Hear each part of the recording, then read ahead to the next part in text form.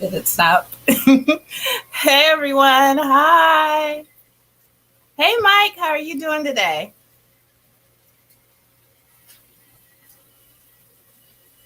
I always have problems when I go live. There's always like a delayed response, and I can usually hear the countdown music, even though I know the countdown isn't playing anymore. So I'm never sure am I live or not.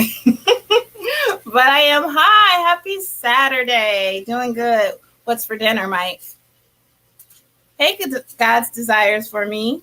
How are you tonight? Hey, Miss Betty, how you doing? Y'all, I am hot. Indiana decided to have a little heat wave of like 75 degrees. It says 73, but between the canner and the stove, I'm hot. It's hot in here. I was sweating. Can you see my forehead?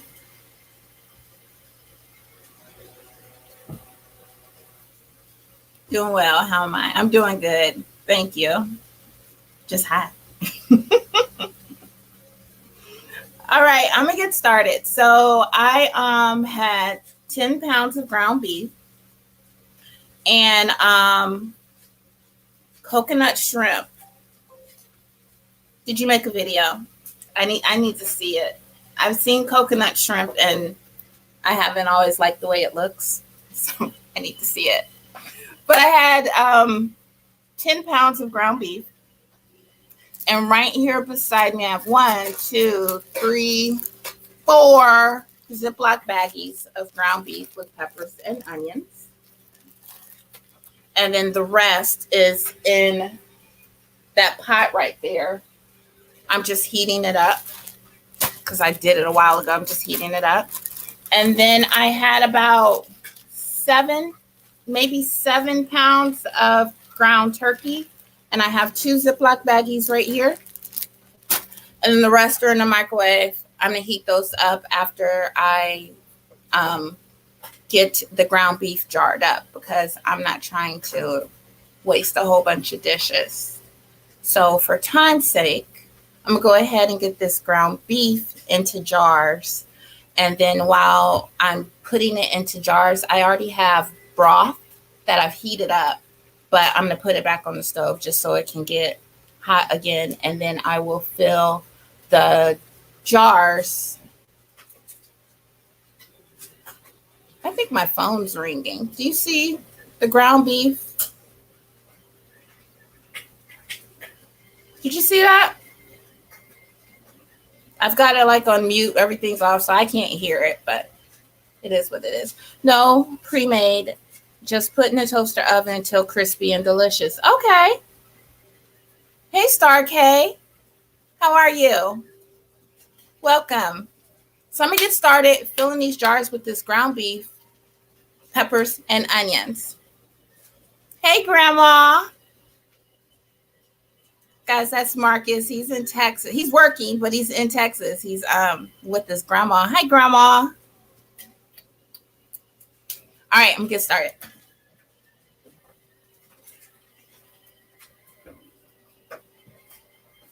So I'm going to take this ground beef off and put on the broth. Bring this over here so you can see.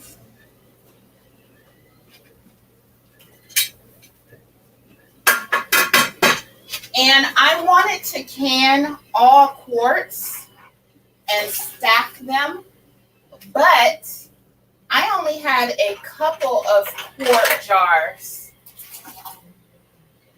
that were not in use, and I wasn't going to buy anymore. So I wanted to can pints so I could stack them, but I only had 2 pint jars. So I'm canning the quarts.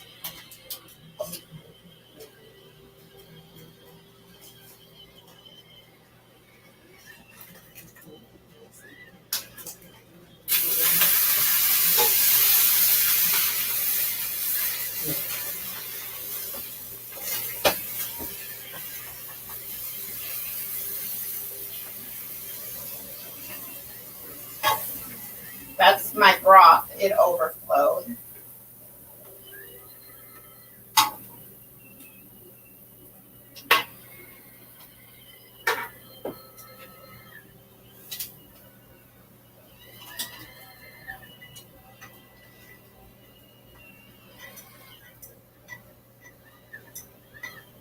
So I took some peppers and onions, sauteed those up, very little oil in the pot, and then browned my meat.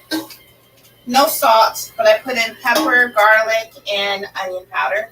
The salt was more just for me. I have a tendency to over salt, so we'll just salt when we go to open it. And then I put all the meat in a strainer to get all that grease, extra grease off, even though this is lean ground beef.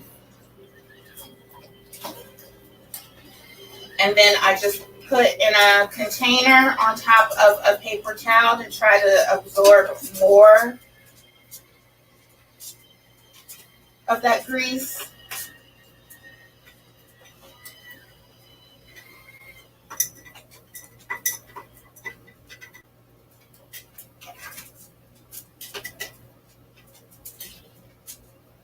That's it.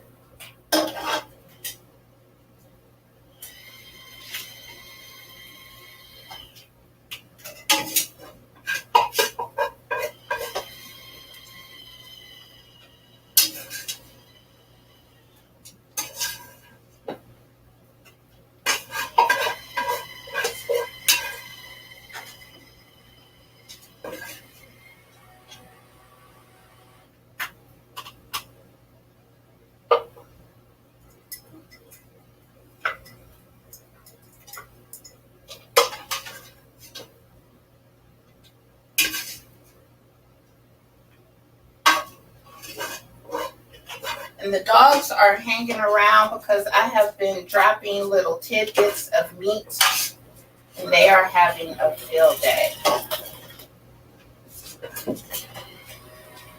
So now that I'm done with the ground beef, I am going to put the ground turkey on so it can heat up. It's up here in the microwave.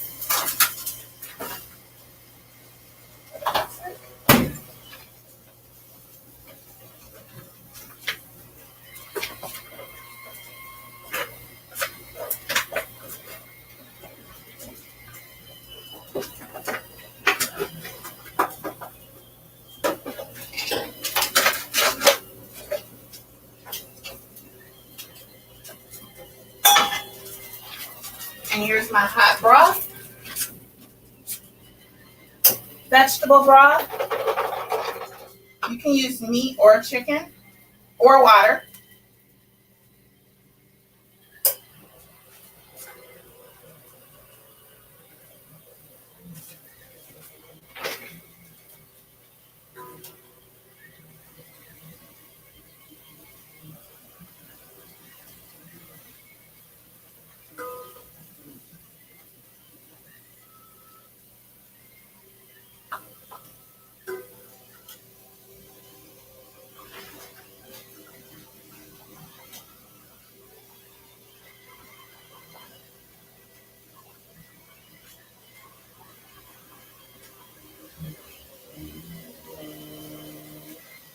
Now I'm going to debubble and top off.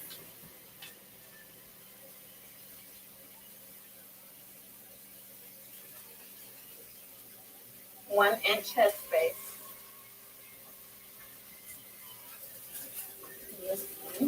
That is a little full. I'm going to put some in here.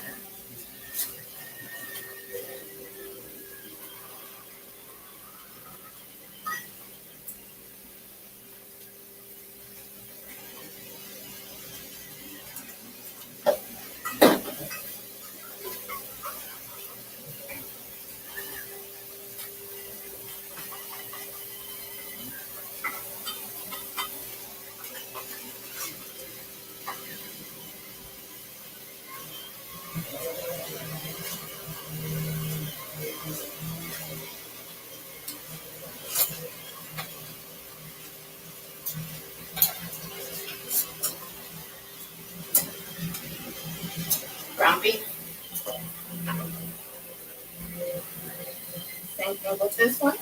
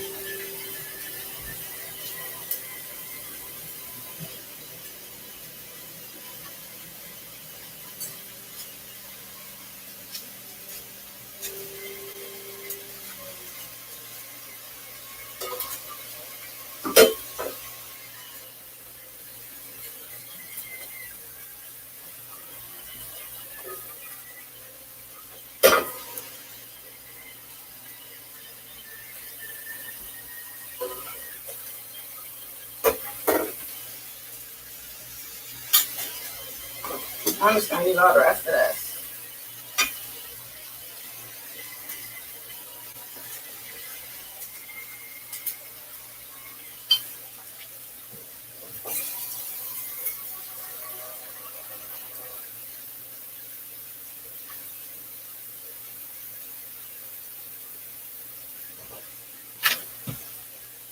And I will use water for the ground turkey because I'm not opening up another jar of broth.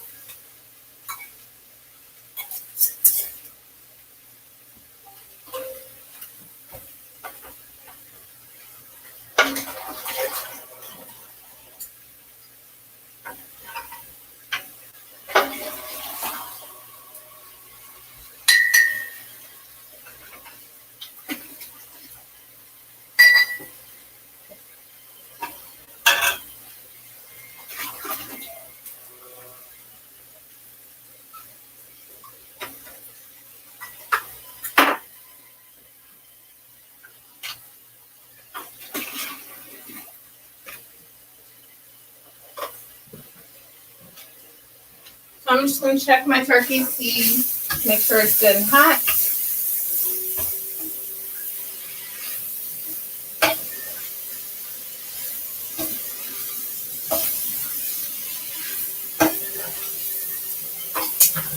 Which it is. Now I'm going to put the water on so it can get heated up for those hot jars.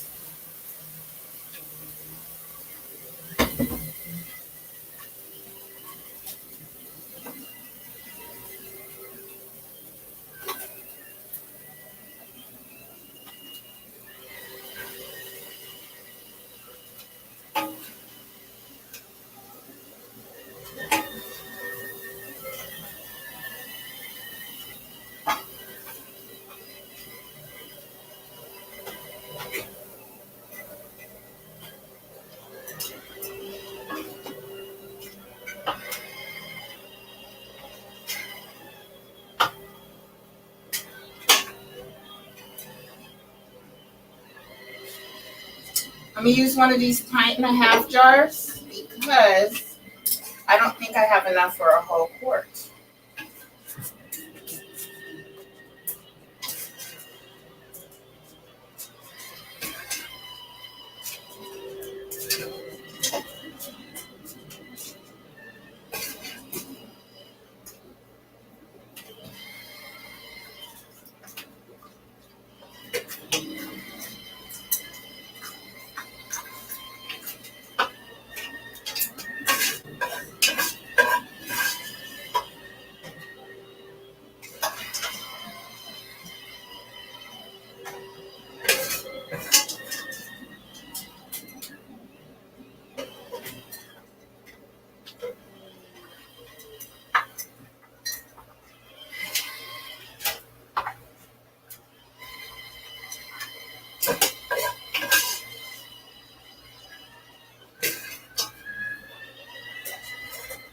Perfect.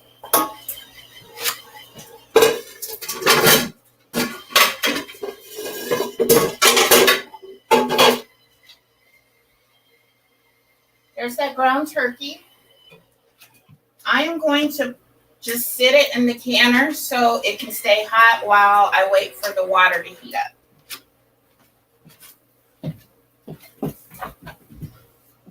Whew. Told y'all, I'm sweating.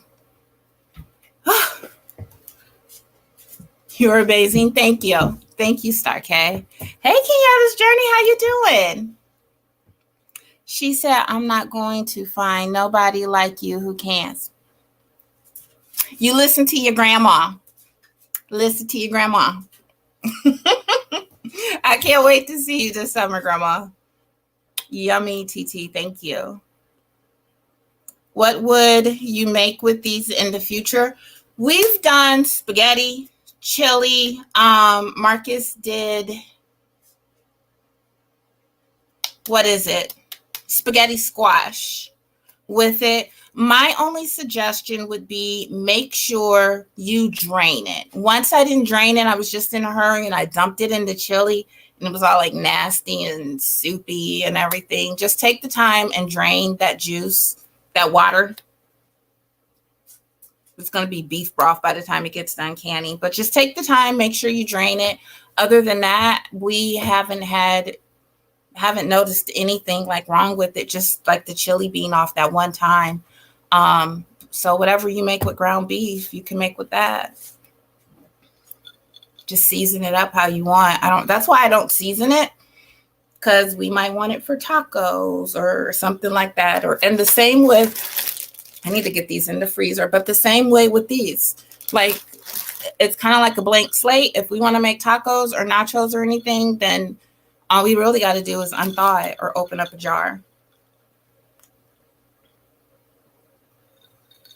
It is hot in here. I'm so sweaty. All right, my water is ready.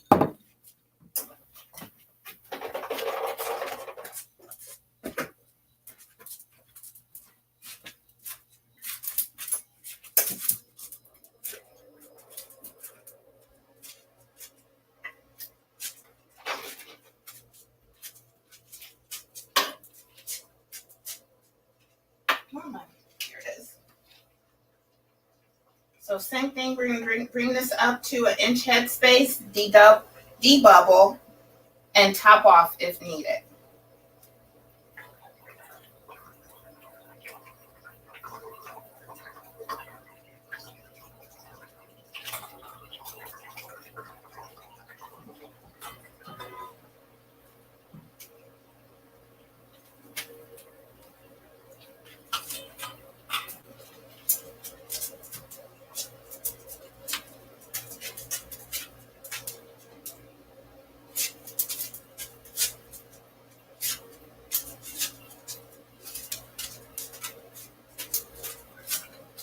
You awful close. Get back. I'll give you some.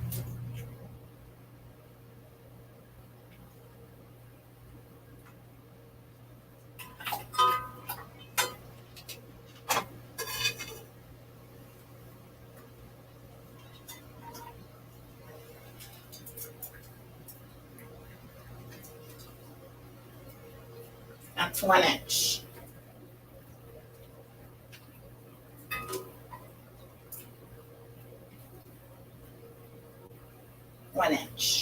All right.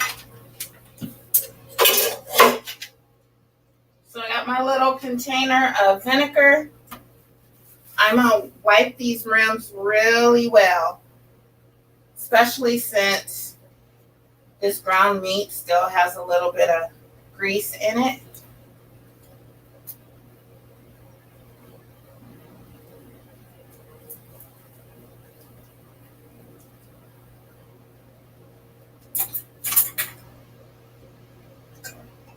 Lids on.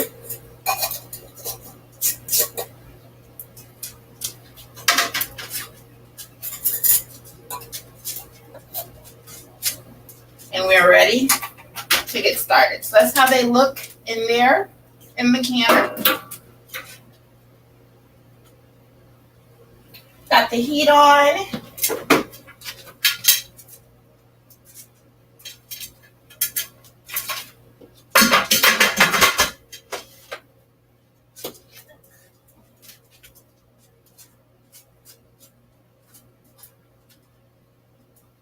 So this needs to vent for 10 minutes.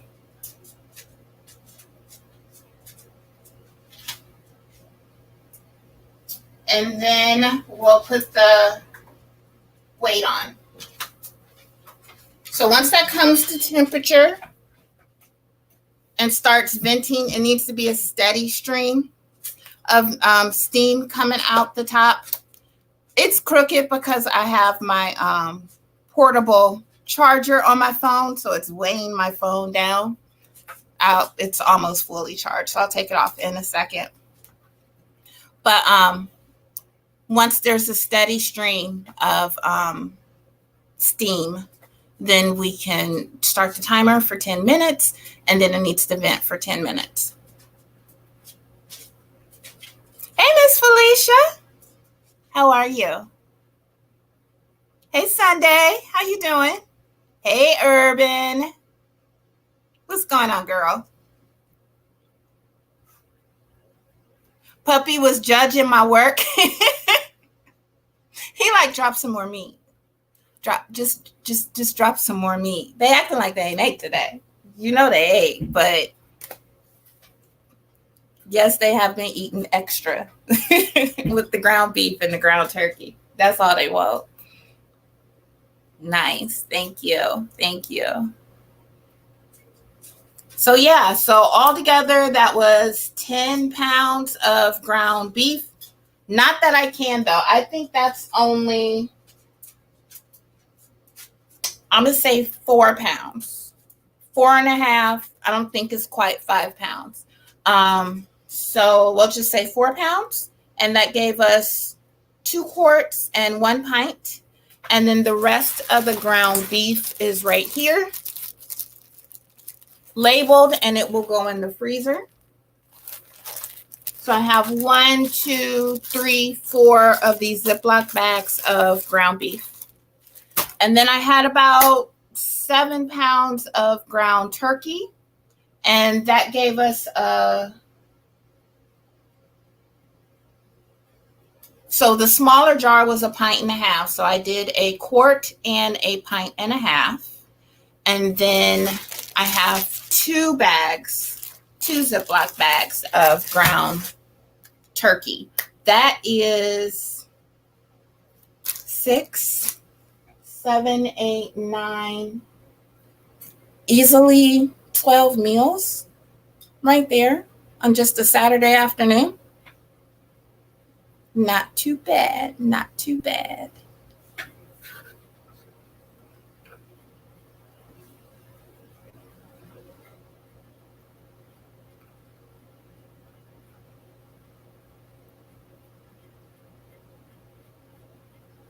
Just going back, Mike said, when it's 70 outside, it's 82 in my house. Exactly.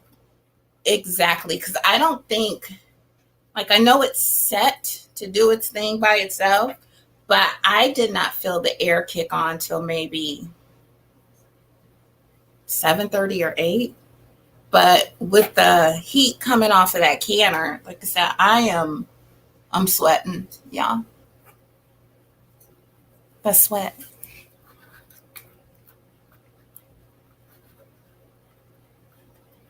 "12 meals, that's good." Yes. Thank you, Urban. Yes. My next meal prep. So we've got all this out the way. We've got chicken in the freezer, but I don't have any meals that we can just take out and go. Take out and go. So I need to do some more lasagna, some meatloaf. I want to do meatballs. I saw somebody made smothered turkey meatballs. They look good. So I want to do that. I don't know. What else can we put in the freezer for a meal? Any suggestions on any ready-made meals that we can put in the freezer? I don't like casseroles, so no casseroles. Lasagna is not a casserole, before anybody says anything. I like ziti. I've done that before, and I've put it in little small personal containers, and they liked that. And I think that's it. Marcus has some stuff out there. I think he has like some smothered turkey and some cabbage soup, maybe. But I need some meals, and I need some meal suggestions. Okay.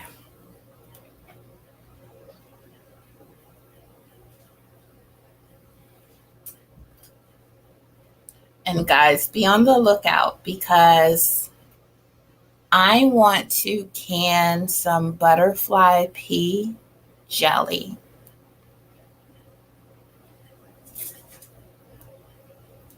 So I'm not sure about it though. But I figured you're steeping it.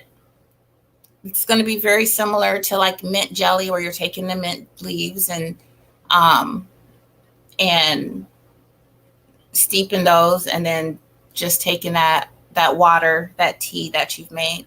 So I want to do that, and then make sure I add some lemon so it turns purple. And I got some purple butterfly pea jelly. That's what I want to do. Sounds good. Thank you. Thank you. Bourbon chicken or teriyaki chicken that you can throw on the grill. Yes. That's what I'm talking about. That's exactly it. Yes. Mister, if you're still here, yes, we shall be doing that. Porcupine's burger mixed with rice, cooked in cream of mushroom soup. So easy. I used to, when Mimi was little, I would make the porcupine balls. Um, I haven't made them in years and years and years. She's 21 now. But yes, that's good. That's a good suggestion too, Mike. I like that. Butterfly pea wine. Miss Felicia, you gonna have me making wine? I might as well. My sourdough stuff should be here tomorrow. I had got this sourdough kit. It arrived yesterday, and I was so excited. I was gonna start my starter, and I was gonna show y'all. And I'm glad I checked. I inspected the glass, and it was chipped. Wait, how old is Mimi? Mimi is 21. She just turned 21. It's April last month.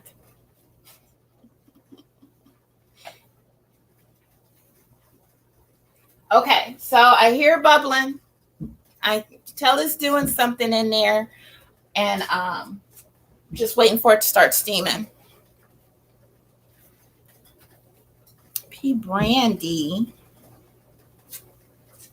Tell me more, Mike. Tell me more.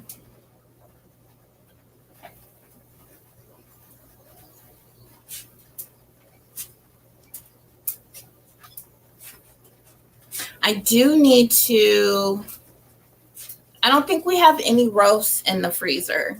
And I usually just package up a couple plain roasts, but then I'll also do like the Mississippi roast, but I'll put like the butter and the peppers and the seasonings all in that bag. So like if I tell Mimi or Marcus, just take that out the freezer, he can put it right in there and not in the pressure cooker or the crock pot and not have to worry about adding all that stuff. So I need to get those in there. When did that happen? I thought she Miss Felicia. She grown. You know, that was what she wanted for her birthday. She wanted to go to the casino. So we did a little family trip up to the casino. You make pea wine, then distill it. You need a still. You're gonna have me getting stuff. I made homemade buttermilk waffles for the freezer. That sounds amazing, and I love waffles. Breakfast burritos. I don't know where it's at, but when we went shopping, I got tortillas because I had wanted to make some breakfast burritos and some like regular chicken burritos and freeze those. Thank you, God's desire for me. I don't have a still. Want one though. How much is it? I'm acting like I'm about to. I'm about to pull it up on you know what and find out.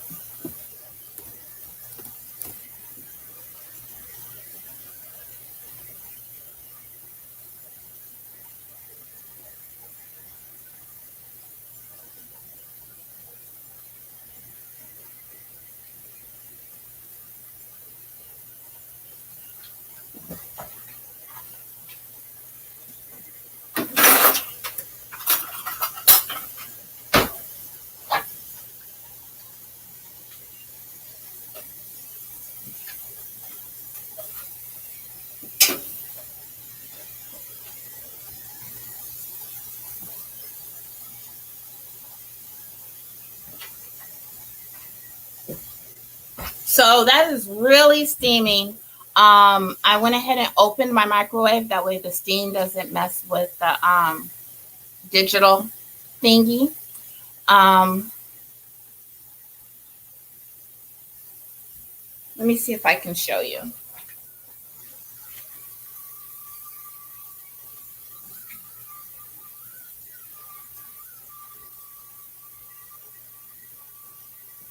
So the steam, oh no.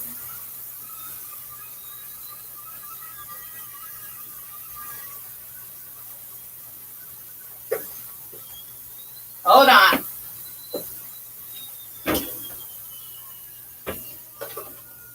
I'll be right back.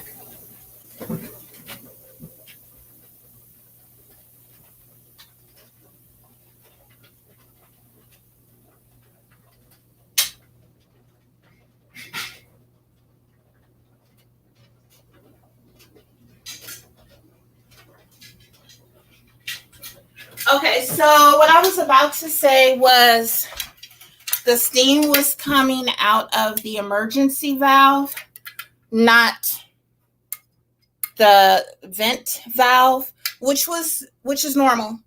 So I was just waiting for that to come. But when I looked, this emergency valve, which pops out, this is what keeps your pressure canner from exploding. So, back in the day when they would say, the pressure cookers, the pressure canners explode. Now they have this little emergency valve. And when the pressure builds up too much, this little rubber thing pops out and it releases the pressure. You just got to find it and put it back in. Well, that one, which is too hot for me to touch, it was kind of caved in to where it wasn't creating a seal, which means it was it's letting everything out. I don't want it to let everything out. It needs to block it. So good thing I got another canner, because what I will do is just replace the tops and we can continue on like normal. And this is why you should inspect your stuff before you use it. Did I inspect it? No. Have I canned all year? No. Explode. These don't, nowadays they don't, Urban. But sometimes you'll hear horror stories where back in the day they would, but they don't anymore.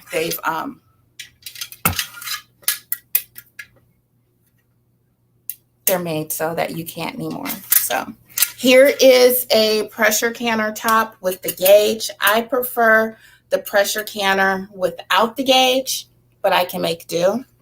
But this one has a gauge on it. It's going to tell you your pounds of pressure, and you just need to keep it within there. I prefer the weighted one, which I will put the weight on here, and I will go by the weight and not the gauge. But this top actually goes with that pressure canner. The top that's on there is my older one. So that one should probably be really inspected, and I'll do that once it cools down and everything. Check, and then check my seals. I need an extra seal just in case one of these break, but I haven't gotten one yet. But I should check my seals because that bad boy is old.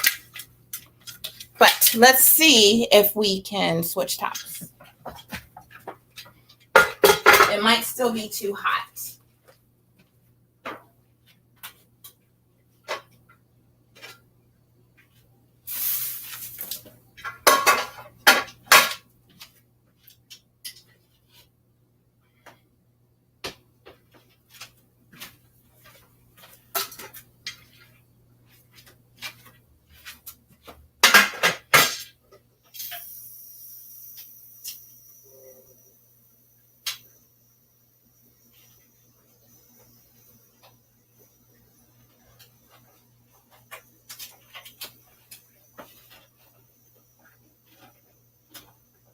Okay. Let's do it again. Watch out. I'm not sure if you'll be able to see it very well. But that is kind of like I can see through it. That's kind of halfway in and halfway out. Let me see through it. So it wasn't going to do anything. It just would have kept boiling all night. So glad we caught that.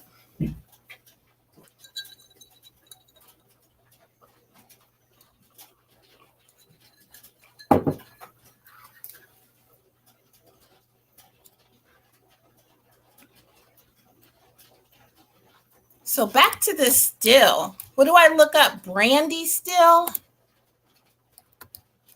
Alcohol still?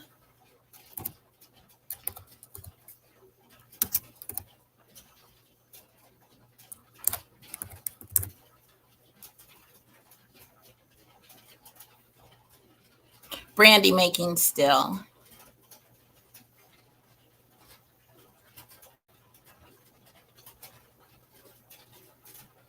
Oh. This one is $989. I'm done. It's got 3 barrels. No wonder it costs so much. But the other ones, the other ones are like what Miss Felicia said. This one's $69. They have one for $99. This one is $1,200. You getting the whole thing with them bad boys. The whole thing.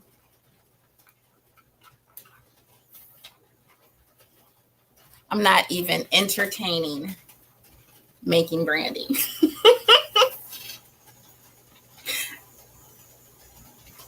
Just need a baby one. Just a little one.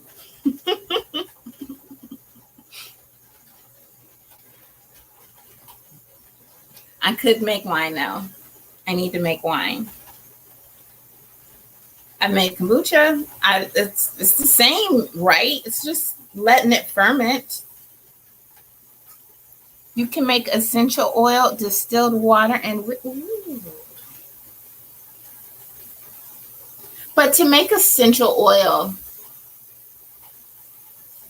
like let's say I was making orange essential oil, would I need like 80 pounds of oranges just for a little couple ounces of oil? It's a good prepper tool. You're right. You're right.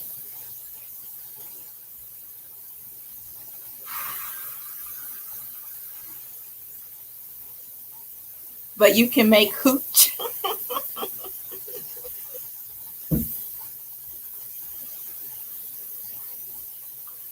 Okay. So it is venting out of the vent. You can see it. It needs to vent like that for 10 minutes. So it's 9:40.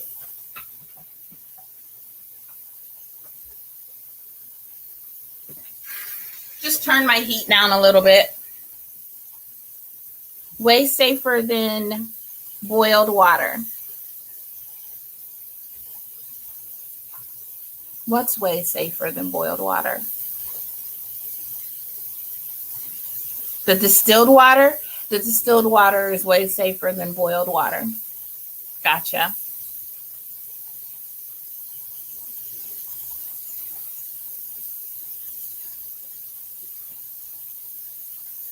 Miss Felicia, while we sitting here, I need to go get my my needle and finish my cardigan.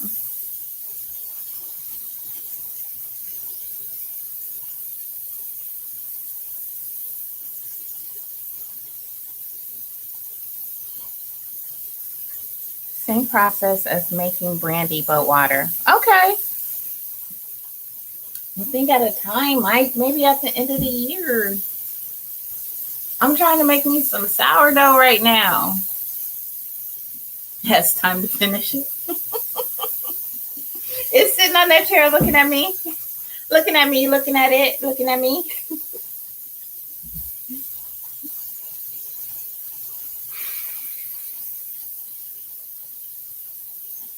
Mike, do you have a still? Miss Felicia wants to know.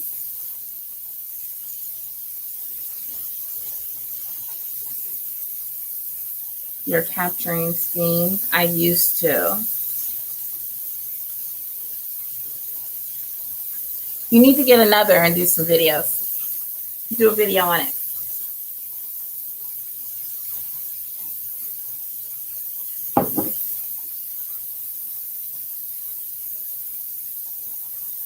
Okay, that's going good. 8 more minutes, and then we'll put the weight on. Yes, get one, Mike. Now I'm married. Spoiled sorts of wife.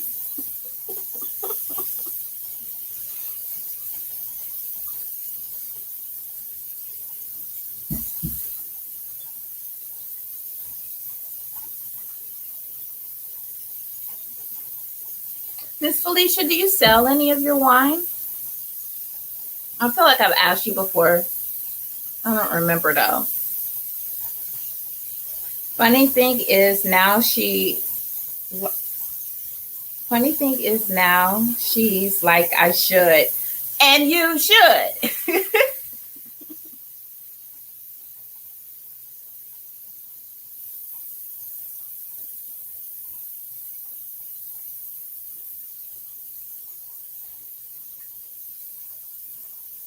Okay, I'm gonna go grab my cardigan. If I can do that while I'm sitting here.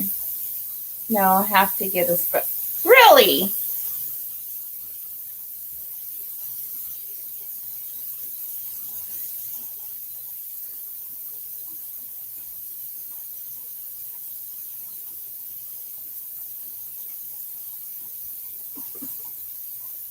But it changed her view. Do it, Mike. Okay to give it away though. Same here. I think like with the canning stuff, you don't have to have a license, but they want you to list the address where it's been made.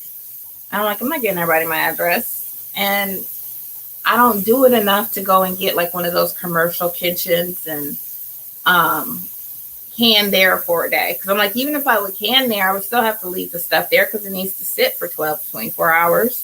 So I'm not giving them my address. But have I sold a couple here or there? Yeah. More to people I know though.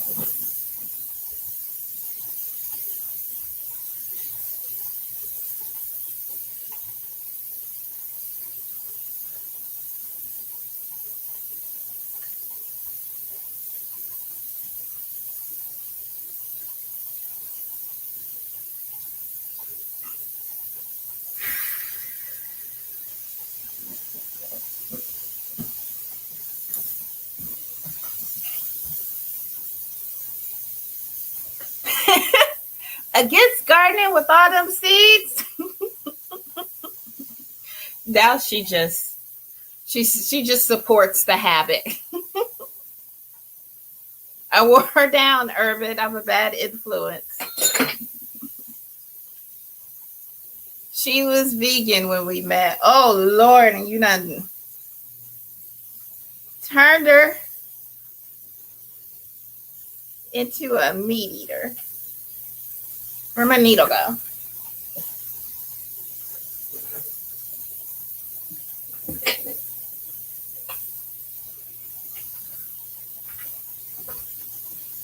Vegans should love gardening. Hilarious. Okay, so here's my cardigan Miss Felicia got me making. I am 3 rows away from being finished with the body.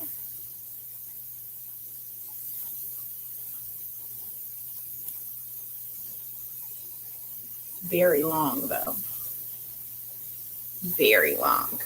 I might have overestimated my height when getting started with this.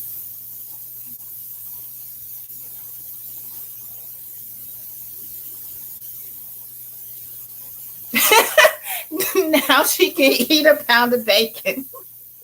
She gonna get you, Mike. What is that going to be? This is a cardigan. Miss Felicia made one, and when we got together a while ago, she got me started on it. So this is my body, and then I do have to do my sleeves, and then sew these together. But this is my cardigan.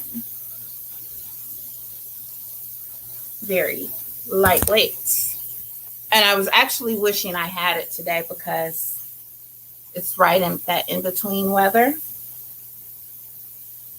And it was like I needed something on, but my little hoodie jacket was too heavy. So this would have been perfect if I had finished with it.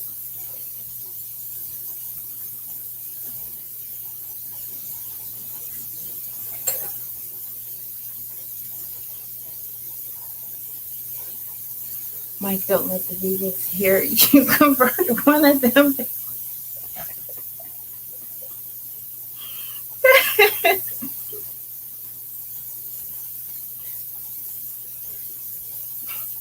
Not my fault. Yes, Miss Felicia, because you be making cute stuff. Cute stuff. And I be wanting to do the stuff. I need to seam up my cardigan. Get her, Miss Felicia. Tell her get it done. They will smell the bacon. Nobody can resist that. It's going to be nice. Thank you. Okay, it looks good. Thank you.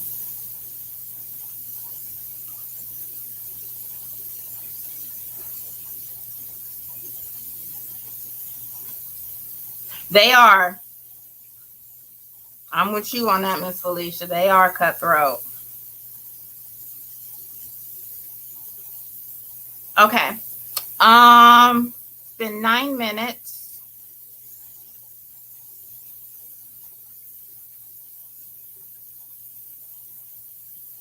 I'm just waiting.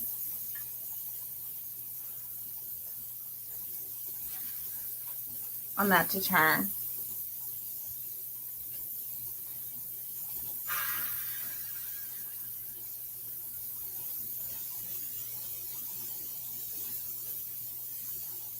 Okay.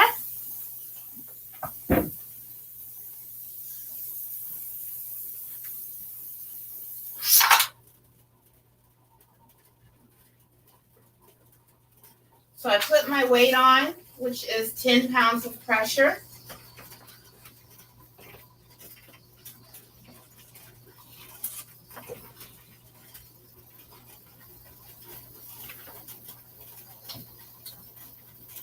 This gauge will go up, but I'm not going to follow the gauge. I'm going to follow the weight.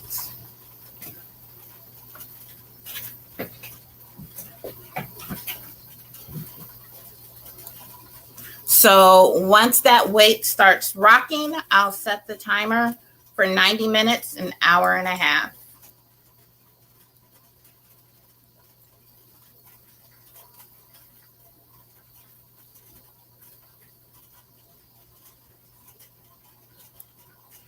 I think in the 90 minutes,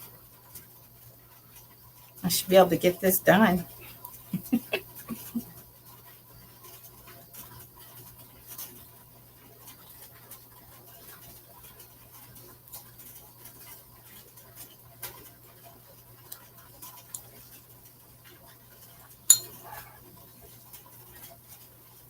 So what did everyone do today? I got up and cleaned my craft room. It was a mess. And then I kind of played around on both computers. I have two laptops. They were both running really slow. So just kind of cleaned them up. And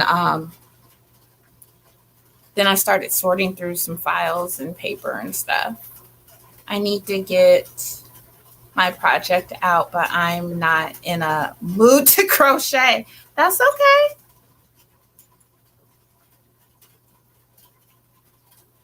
Are you in a mood to paint?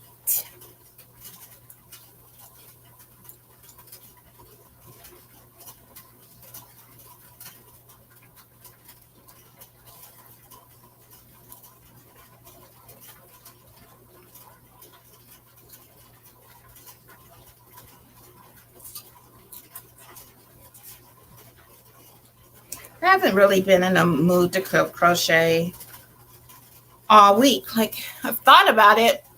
I need to finish this sweater, but it's like, I'm not feeling it. But since I'm sitting here, I might as well.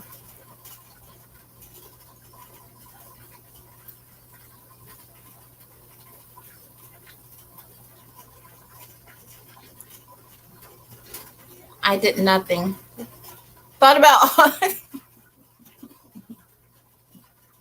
there's nothing wrong with doing nothing. That's usually me on Sundays. I just like to do nothing. Like, I plan to do nothing. Like, it's in my plan. Sit and chill. I'm going to catch up on my shows. I'm going to go in my craft room. I might pull out my planner, look at my stickers, do some window shopping on Instagram. But I'm doing nothing. I don't want to clean, fold clothes. Barely want to let the dogs out, but I know I got to.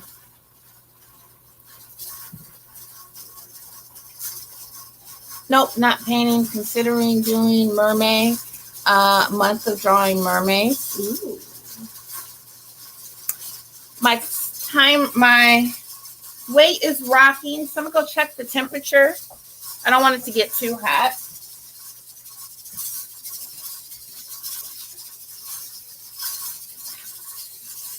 It was on 8, so I turned it down to 3. Haven't done art in a while. Hey, Erica. Hey, Miss Erica, how you doing?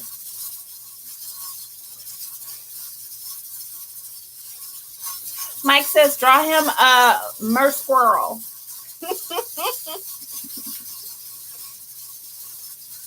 Haven't been in my craft room in a month except to get some yarn. I think that was the same for me. It's been about a month. Whenever I did that last video over on the Humble Stewart, which would have been about a month, was the last time I had been in my craft room. I get stuff out, but I hadn't really put anything back. I just kind of sit it on the floor. So I had to clean it up first thing this morning. Can they swim? Miss Felicia wants to know. I'm working on my office in my man cave. Wife kicked me out the big office.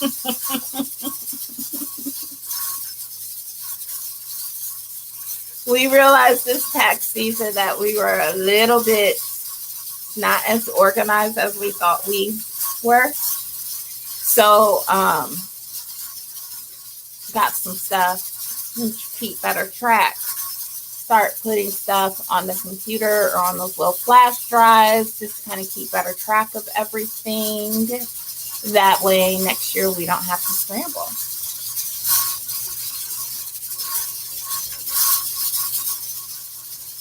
So that's what I got started doing today. And I'll probably just do that the rest of the day tomorrow. Like, I'll just turn on a movie in the craft room and sit there at the desk and just work on some stuff.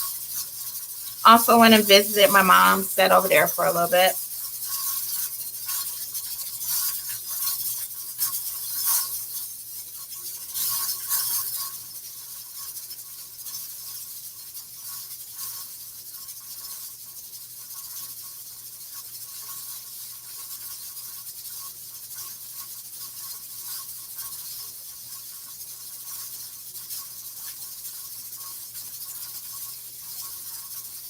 Well, today I crocheted working on making my sweater, and I did some diamond painting.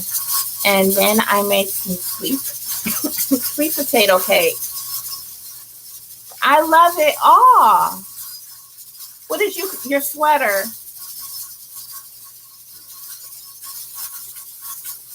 Do you have a pattern for it?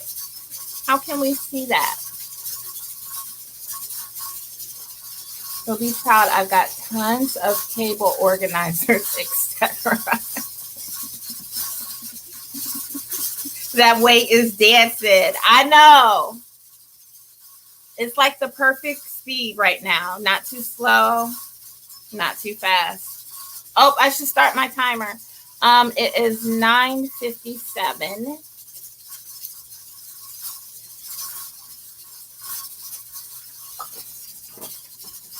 I need my pen.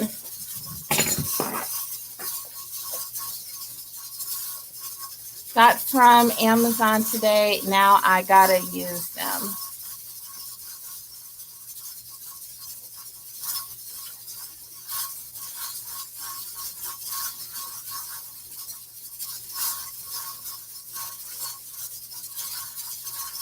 So 11:27.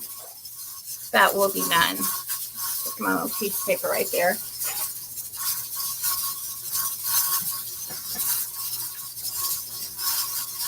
I'm not good with this yet. I'm just learning how to talk on it.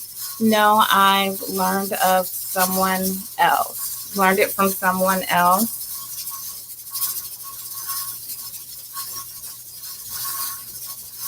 Only thing is, every time I sit this down, I get lost.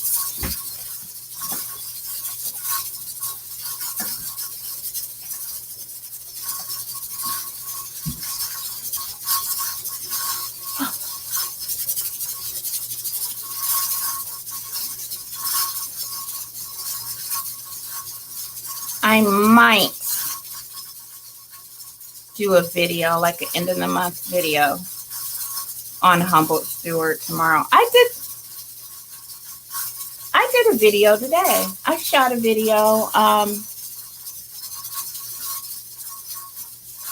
did I do? I made laundry detergent. And I made laundry detergent today, and I set the camera up while I did that.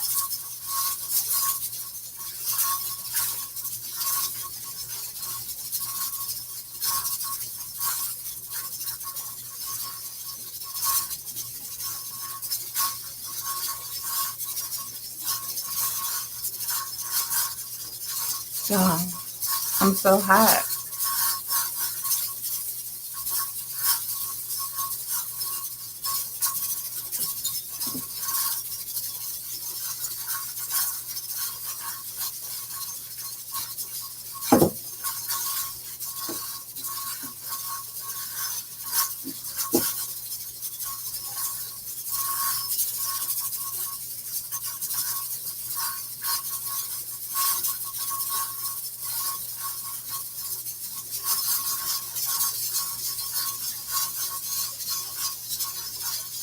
What else have you crocheted, Miss Betty?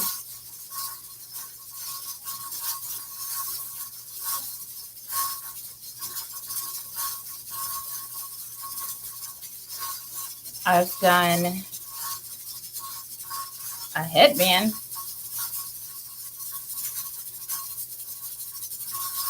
I've done a blanket. I finished a blanket, and then I am constantly working on another blanket that's going to take probably the rest of my life to finish because I got so much yarn for it.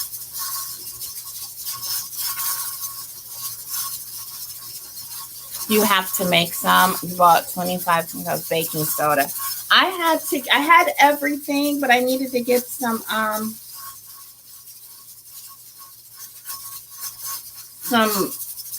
washing soda. But made some of that up. So I think I'm good on all my. No, Marcus wants me to make some more calendula salve. I was gonna say I think I'm good on all my homemade stuff, but he wants me to make some more calendula salve. I'm out from that last live I did And I have the calendula infusing over here, so I just need to make that up. And then I think that's the last like DIY homemade thing that I'm doing, besides learning how to make sourdough bread. These days of in between weather, warm outside, hot inside. I know. I am. Look at my face.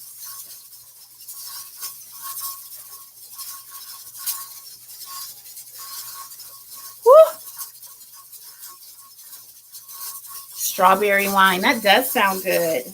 I'm going to make strawberry jam and strawberry lemonade concentrate tomorrow. I got my strawberries today. I can't wait to see a video for that, especially the strawberry lemonade concentrate. I feel like I saw somebody else do that, and I was like, that is something I can do. I can do that. So are you planning on doing a video for that, God's Desire for Me? I have 5 blankets, and I'm crocheting for somebody to finish up once they buy the material. Okay. I have to watch your video. I used to make detergent years ago, but I need to get back. Maybe that'll help a little bit get it off my neck.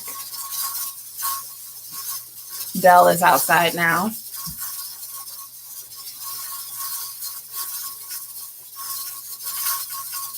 Do it, do it, do it. We need a video. Yes, we do. Because I would love that.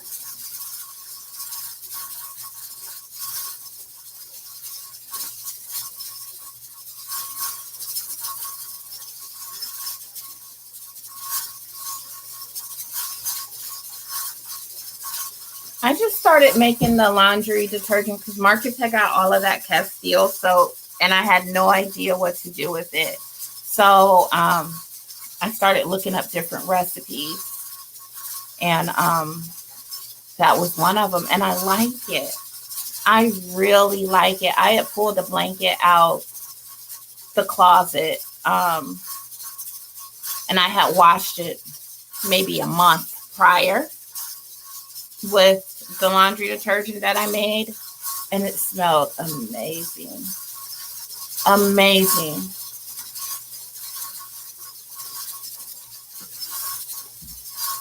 So,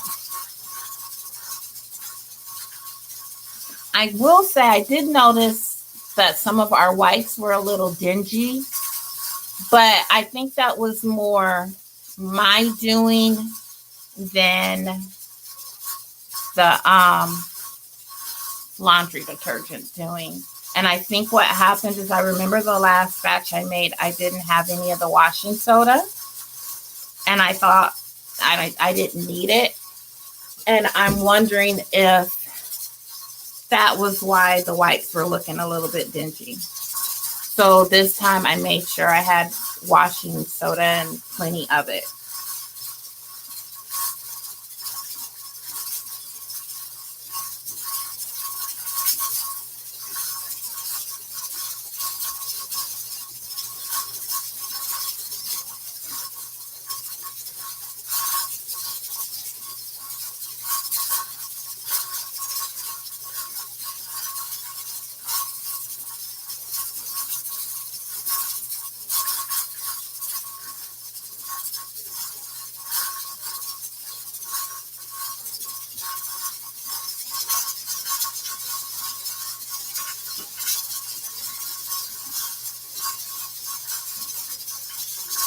This isn't my normal setup, and it keeps falling off my lap. Trying to get situated. You guys, I don't know what it was, but Kodak, I think he saw a bug or something. But it was to the point where I'm like, well, is it like a squirrel or a bird here in the house? Because last night, because Marcus is gone, Mimi is at work, and like it was still kind of early, and I was just kind of laying down. I was very cognizant of what was going on. I knew Kodak was in the hallway. Chewy was in the kitchen looking for food, even though it was 8 o'clock and he wasn't eating.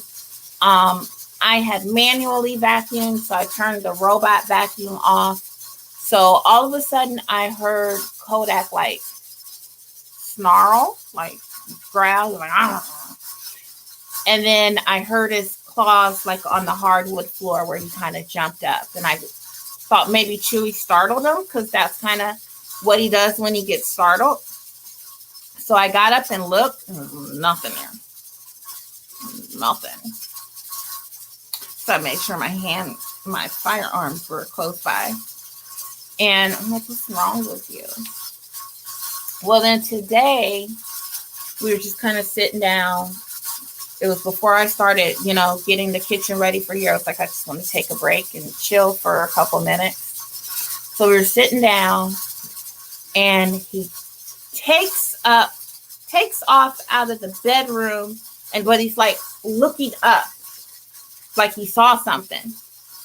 And I'm like, what did you see? There's no bugs there. I don't hear anything. But I'm like, he obviously saw something. It wasn't a dream. It wasn't a dream 2 days in a row. So I'm like, well, do we got something in the house? But he's not like fixated on a particular spot where we can, hone in or anything like that. I don't know.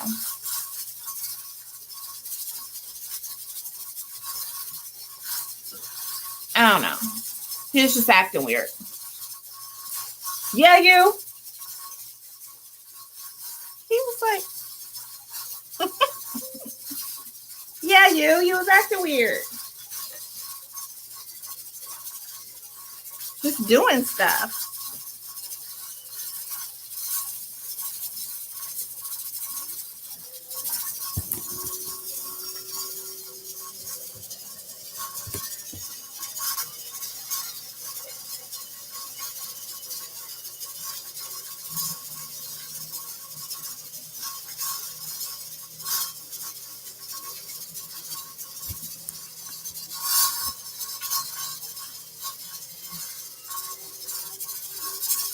Go lay down. Ghost, don't say that.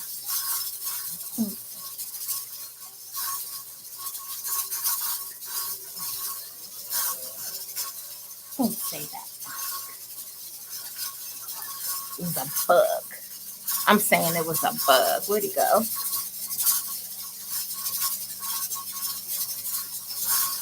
think you saw a bug.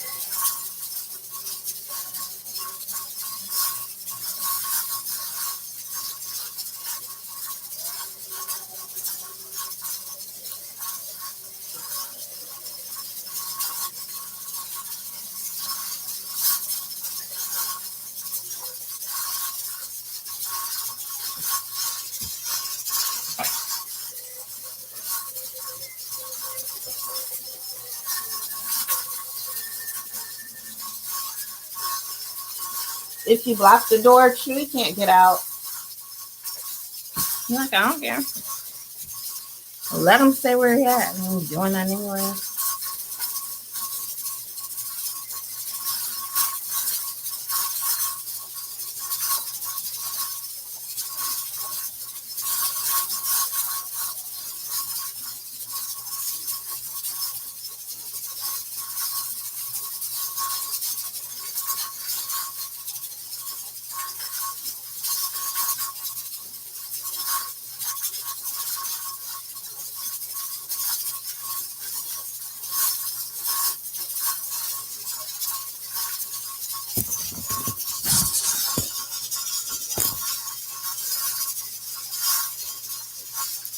I put some hot glue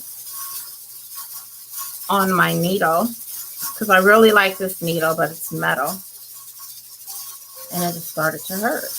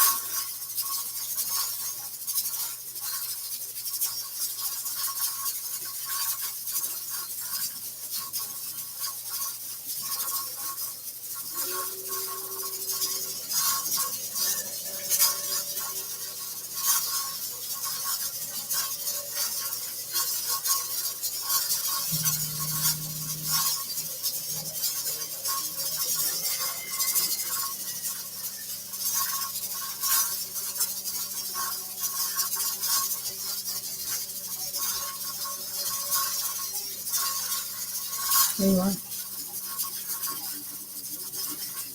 What do you want?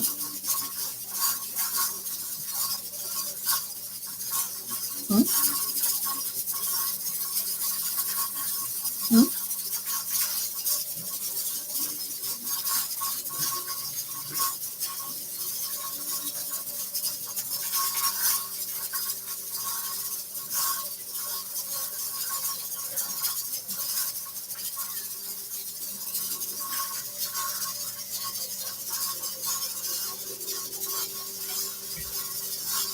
Oh, I'm almost at the end. Somebody should make meals for Anita, please.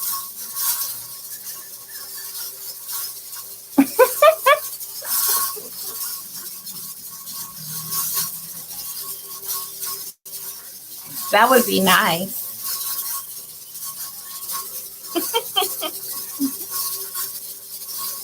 I'm sure they got something out there pretty dang close to it.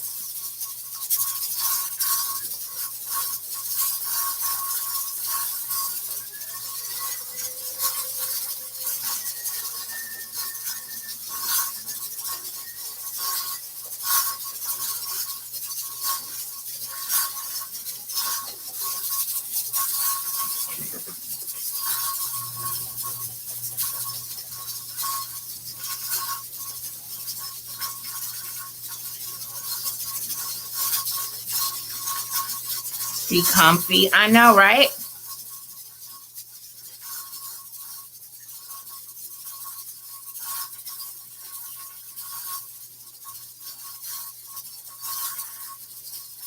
I am glad I got another thing of yarn. Miss Felicia, are you still here?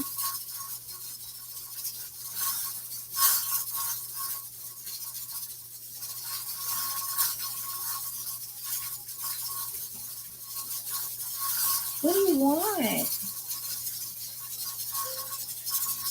Do you have to go outside? Go get your leash. Go. Oh.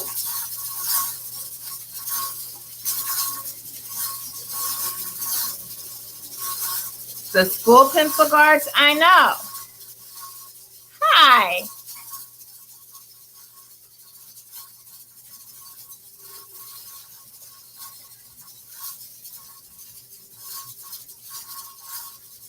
Hey.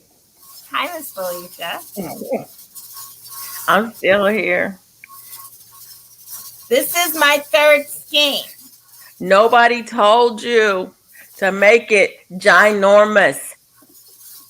I'm glad I would have got another one because this is the third one.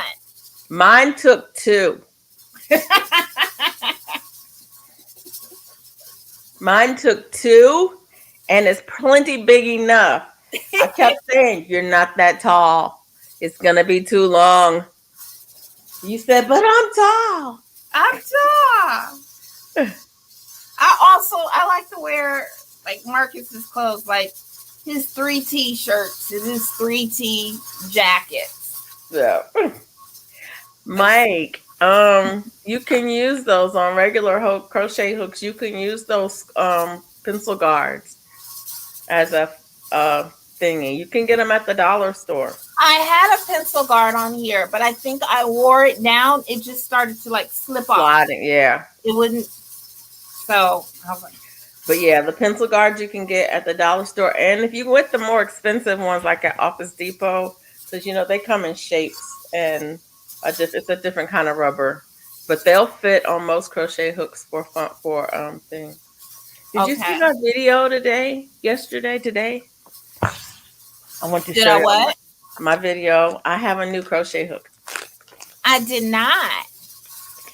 Jerry made it for me. Jerry from Butler Family Farms. Uh-huh. Here's the handle. Ooh, let me make you big. She said, let me make you big. It's pretty. Isn't it pretty? It's wooden. I like the detail. It's wooden. It's got a clip on it. And it's you can put it has a what you call it? There you go. There you go. I love it. And And it he comes with made 8 that. sizes. So, anyways, God's I made a desire video. for me said she saw it. Yeah, I made a video. I like it a lot. A lot. I wasn't sure I would like it, but I mean, I like wooden things because I'm a forester. That was my profession before I retired. I love all things wood. So when I saw it, I was like, "Oh, I want that one." I like it. And he had all different kinds of wood. You could get whatever kind you wanted. Mm-hmm. I just picked this one because it's pretty. It's pretty. It's very pretty. It's a little I would say it's a little bit heavier than my regular hook, but it's long. I asked him, "Can you make it long?" He said, "Sure." Yeah. Can you make it was longer than my hook? And this one's long. This one comes outside all the way out my hand. Mm-hmm. This one is much longer. I'm like, I love it. The shaft is the same, but the handle is long. This is a 5.0. This is a 5.0. I don't think it's, I don't know. Did you let Bella in? I went to the door. I turned the light on, and she looked at me like, "What you doing?" And I'm like, "Yeah." So she's fine. She'll bark when she gets ready to come in. When she's had Now, enough is your to yard fully fenced in, or does she just not go anywhere? She's on a cable. Okay. It's fully fenced.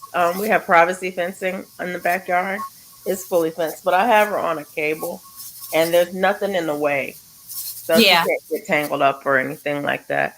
But I mean, I can hear her if she gets tangled, if she were to get tangled or anything, or if something was to come out there, she can bark. Yeah. We can tell when there's something out there because Kodak's bark gets a little deeper. Yeah, she'll whine. She'll Mhm. whine if something's wrong, and then if something's out there, she will bark like she done lost her doggone mind. She starts to bark, and it's like, well, what you barking at? Oh my goodness! Yesterday she barked. There was a skink on the wall, just on the wall, you know. But it was huge.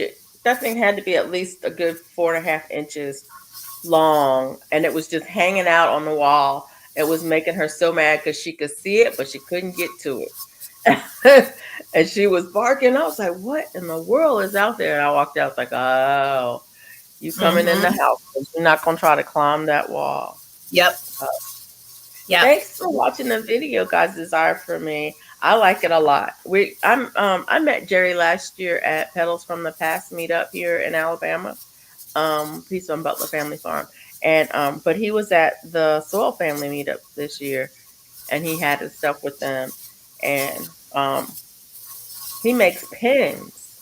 He usually makes pins that look like this, and I was like, "But do you make crochet hooks?" He was like, I made some for my wife, and she had hers with her, and I'm like, "Can you make them longer?" He was like, "Yeah." I was like, "I want a set." He was like, "Okay, I can do that." Like, yes. So you guys saw this sweater that I made earlier this year. I took it out. Why? And I'm redoing it because it was too big. I actually wore it last year on the cruise. It was too big. It was like, it's falling off of my shoulders too big. And so I'm redoing it. And now I think it's too small. But I'm not going to redo it. I'm going to finish it this size, and I'm going to move on to something else. This is why I don't like to make garments. Yeah. Sizing is hard. To get it just, to fit just right. And I'm following somebody else's pattern. If it was my own pattern, I was making it for me, then I can make it to fit. But because I'm following somebody else's pattern, and I don't know how, you know what I'm saying? I don't know how I didn't design it. Yeah, you got to work around that. So I have to work with what I've got. And I mean, you're a good ways into the garment before you realize the size of it. So that's why blankets are easier. You just make them until they're big enough. I think that's how I feel with sewing. Yeah. Sewing, I mean, I'm sewed for a lot of years because it was hard to find clothes to fit. I'm short. And so it's Yeah. hard to find clothes that fit me because I'm short from, from here to here. I'm very short waisted. Uh-huh. And so everything was either too tall, too high, or it was too long. Or if I fit my waist, then it was too tight. If I fit my hips, it was too big in the way. So I was ended up taking up and, altering clothes all the time. And it's like, it's easier to just make it to fit. Yep. And so I started making almost all of my clothes I made for a long time. Just make them to fit. And then I got lazy and start wearing stuff that didn't fit. Right, exactly, Mike. You make stuff that fit on the shoulders and nowhere else. Make a tent. And if you wanted it to fit, then you put a belt on it.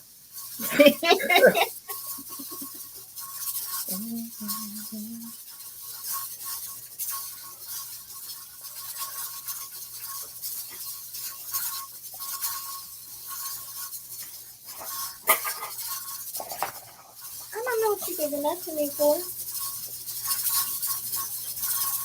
Are you being nice to Kodak? Kodak is like, nope. Nope. He brought me this tin that he chewed all up. He's like, it was good. So. He was saying he was done with it.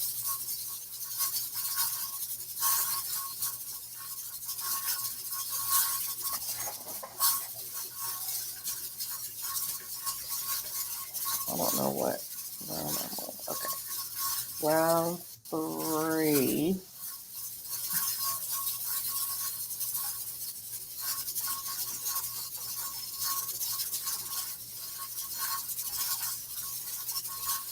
Repeat from repeat from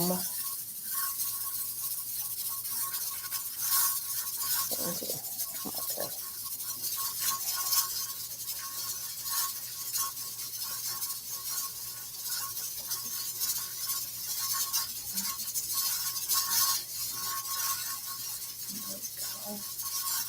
Did you see Auntie Ellen's live today? I did not.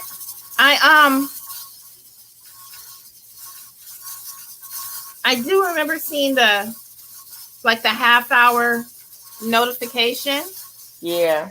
But I think that would have been me around the time I got busy in the kitchen and I missed it. But I saw she was crocheting with the that plastic. Yep, Clarn. Plastic yarn. Clarn. Yeah. Yeah. I didn't see the live. I saw that she was going to do that.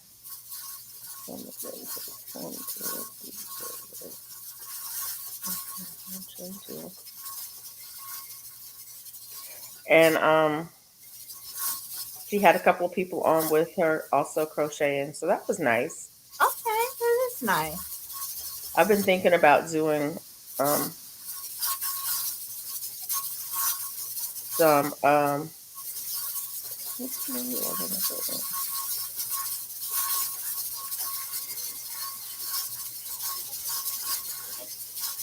okay, I don't know if I'm doing this right or not.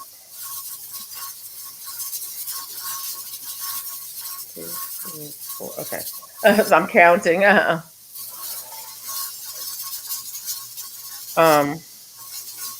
I've been thinking about doing some videos where I'm crocheting. Uh-huh. But I probably won't. I mean, I have one and I like doing it. I don't know.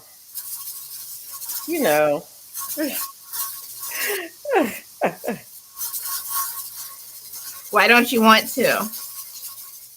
I don't like setting up. Yeah.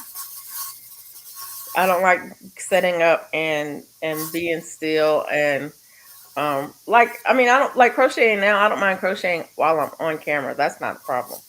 But to set up the camera so that it's on my hands and then make sure that I'm still in frame, that part. Yeah. Yep. Yeah, she had Tracy and Kelly. I bring it every day and um passionately intrigued arts. So yeah, that's the problem that I have is the whole getting it set up and keeping it in frame and the camera stuff. That's how I feel when I do like the planner videos. How do I you gotta set yours keep it up? right. Huh? How do you set yours up? You use your phone, right? I use my phone and then I got like a over the desk mount. Yeah.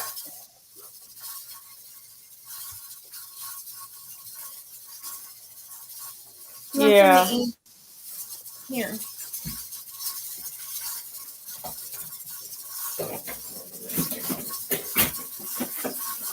So that's the only thing. It's not anything bad.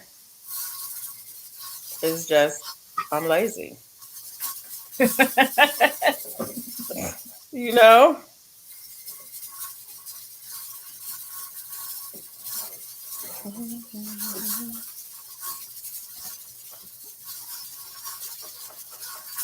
Eat it. And the whole idea of setting it up.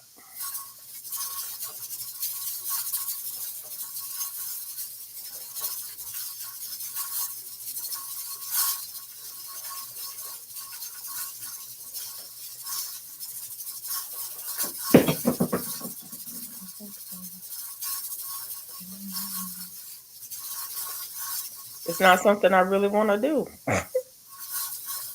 I think. Oh, that might. I mean, I probably will do some.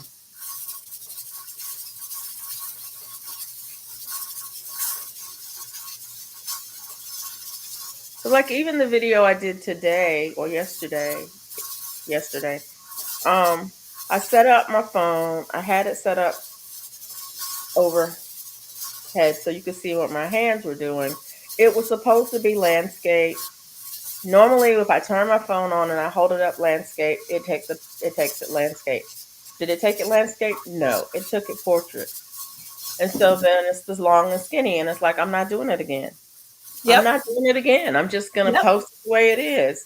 And that's the thing. It's like, why didn't it do it? I mean, I made sure I took the phone. I took the phone. I had it turned that way. I turned it after I put it on video record. I turned it, and then I turned it down, and it still recorded portrait.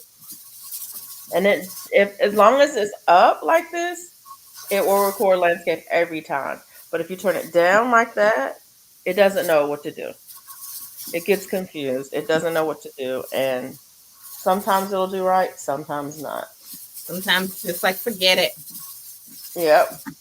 I've been meh this month about YouTube. I'm just showing old critter videos. I am too. I am cleaning out my phone. Some of them videos are from like last September. But I'm like, I'm getting rid of them. I'm getting them off of here.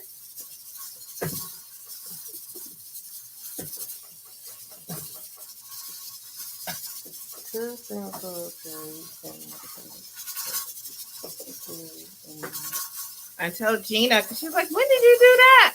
I said, Gina, look at my nails. Right. That's recent.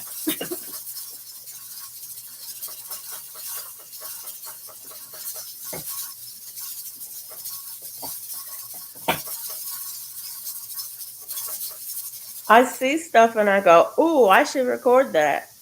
And then I go, nah. It's like, nah. Like yesterday I was out in the yard and I harvested sweet peas. And I said, oh, I should record this. And my phone's in the house. I'm not going in the house. Yep. Use the phone to come back out here to harvest a handful of peas. Yep. I'm going to finish harvesting these peas, put them in my pocket, and keep on going. Keep it moving. And then I brought them in the house, I washed them up, and I was shelling them. And I said, oh, I should record that. Phone's in the other room. Nope. I need to have a phone just set up. I need to have cameras set up on motion control all the time. Yeah. I do that all the time. Marcus is like, why didn't you record that? I don't even know where my phone is. Where is the phone? Right. That's how I am. I know where my phone is. It's over there somewhere on the charger. It's over there somewhere. It's in it's about to die.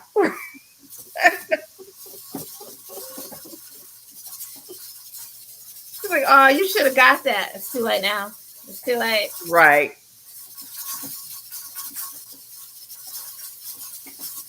And sometimes I'll see some. I mean, I see it, and I'm like, "Ooh, you should record that." And like, where's the phone?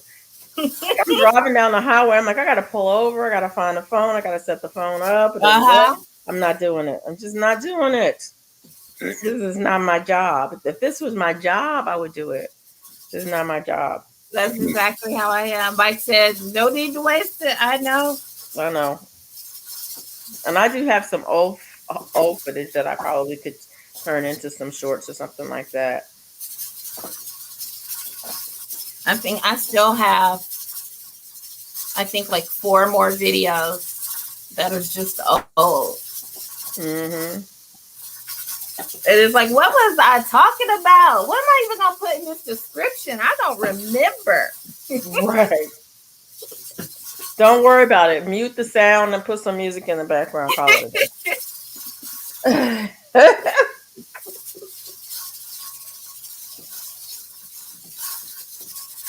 Uh-oh. Okay. I don't know what I do here. I gotta find the instructions. Okay. Put 2 in the first space and 3 in the next 3 spaces. I gave him a beef rib bone that I had in the freezer, and he's leaving me alone now. You're not supposed to give hot dogs bones.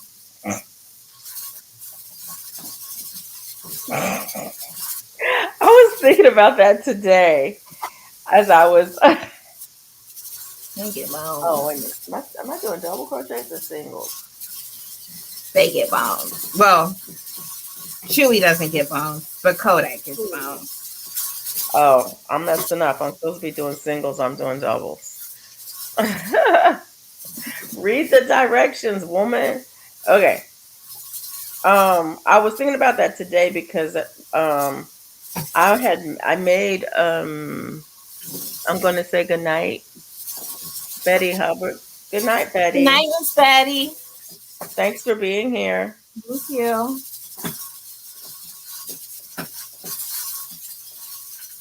I make bone broth, and I was looking up, can you give the dog the bones to your dog? And it says you should not give dogs cooked bones. I'm like, but they're soft. True. But they're soft. Yeah.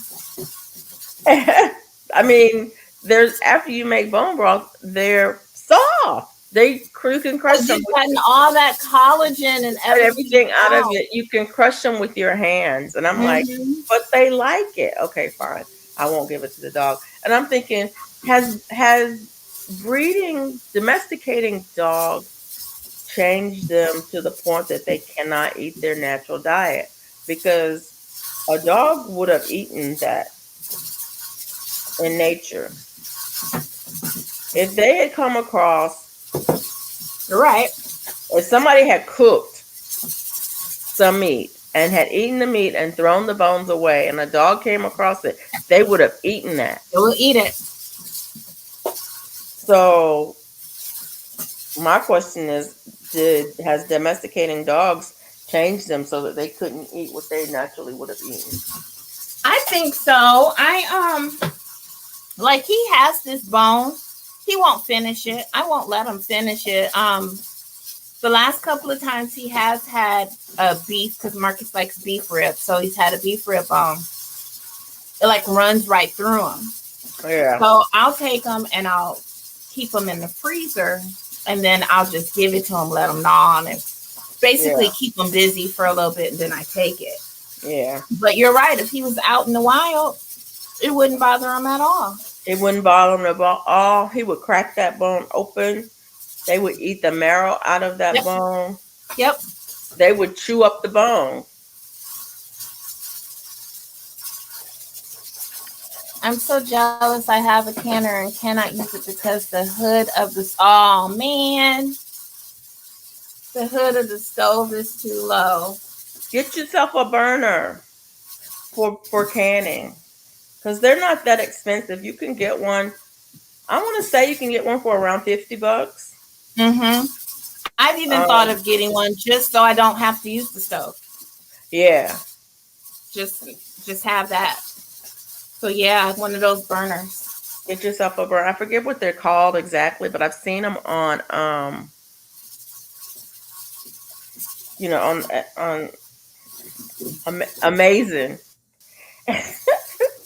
I've seen them on Amazon, and they're not that expensive. I thought about getting one too because I have that the glass cooktop, and I often wonder about the weight of the canner and everything on that. I think the canners they're making them now that you can use them on the glass cooktops, but man, a burner that's just for canning where you don't have to have it under that hood. You could have it wherever you want it. Could make it so much easier, and it will free up your stove to do other stuff. I've because that canner is a newer canner, and it's for the inductions, and that's what Mike said. Induction burners are cheap. And I was like, I would like just to get one, just so I ain't got to use that. Put it on the stove all the time.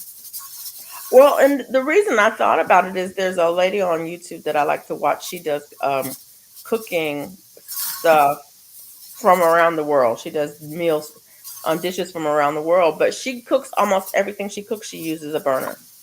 I see a lot of people use burners. She never uses her cooktop at all. She uses the burner to cook everything, and it's like it's kind of convenient. Yeah. I see a lot. Hey, Donnie, how you doing? Hey, Donnie. What are we canning? Some ground beef and ground turkey. I haven't seen you in ages. How are you? We got about... Let's see. You got a while. A little over a half hour, I think. Yeah.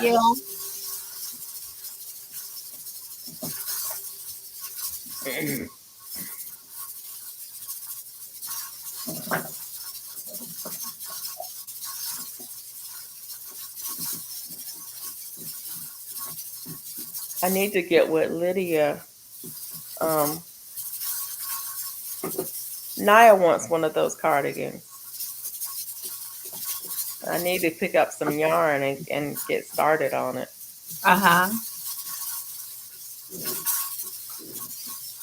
Girl, I'm tired, but I'm happy to see y'all. How are you? I know that's right. I know that is right. Life be lifing. I was in a mood yesterday. I was washing dishes Thursday. Yeah, today's Saturday. I was washing dishes Thursday, and I'm like, where is all this water coming from? Water's just it was dripping, and I'm like, I thought maybe it's dripping off my hands and onto the edge, because I don't have that many dishes, so I usually just wash them by hand. And I'm like, where's this water coming from? Water's just running, dripping. And I wiped up with the paper towel. I, wiped it up, and there's water still dripping. I look down under my sink, and my garbage disposal is leaking, and it's like,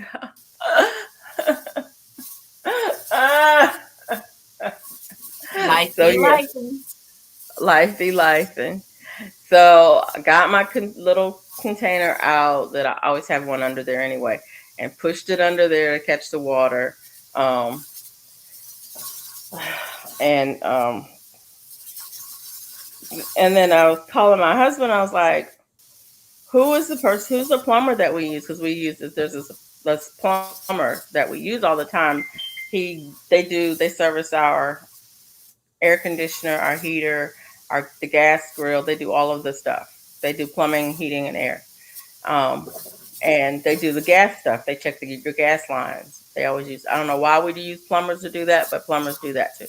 And so, what's the number for the plumber? He's like, you want me to call him? You want me to, do I need what? And I'm like, no, I can handle it. So I called her, and then the lady, I shouldn't even put her out there like that, but I am. I was like, I need to get somebody to come and replace my garbage disposal. It's broken. She's like, we can't get anybody out there today. I'm like, whenever. She was like hurt that I called her. Hey, GT Jr. So anyway, we got it all situated, and yesterday morning they came and got everything fixed, and it's done. But I was hurt. I'm glad you got it all taken care of, though. Got it all taken care of. But yeah, it's just not a way to start the day, and especially when they tell you, she set the appointment up, and it's like, oh, they'll be here at 8:30 in the morning. I was like, 8:30, okay, and they were here. You hear me? They were here at 8:30 in the morning. You was like, I just went to bed. For reals. I'm like, for reals. He in a car. I thought wait a minute, GT Jr., you were just putting together a greenhouse. I saw you. I saw you.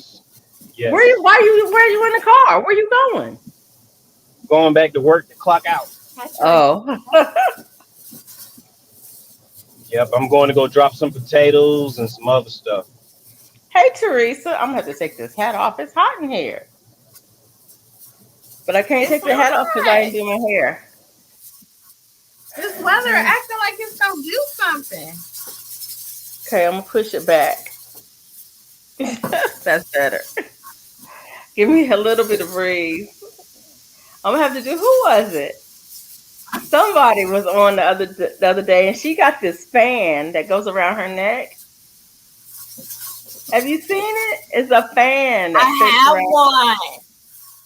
Around her neck. I was like, oh, I need that. Marcus has a fancy pants one. It's like a little air conditioner. And then I have like a knockoff truck stop one that's just basic. But his is nice. His is nice. Right. Mike said it was Miss Georgia Peach Nut. I don't remember who it was, but they had a fan. I was like, I need that.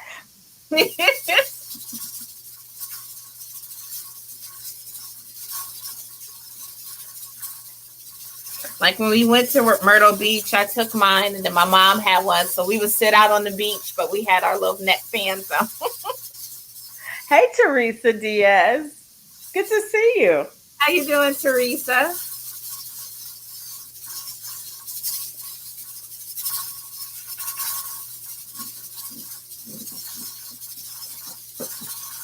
I'm hoping that I can do a couple of rounds on the sweater. Mm-hmm. And remember how it's supposed to go. I don't like having to refer to the pattern.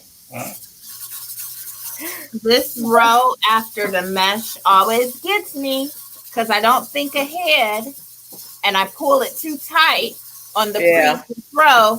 Then I gotta squeeze it in there. Yeah.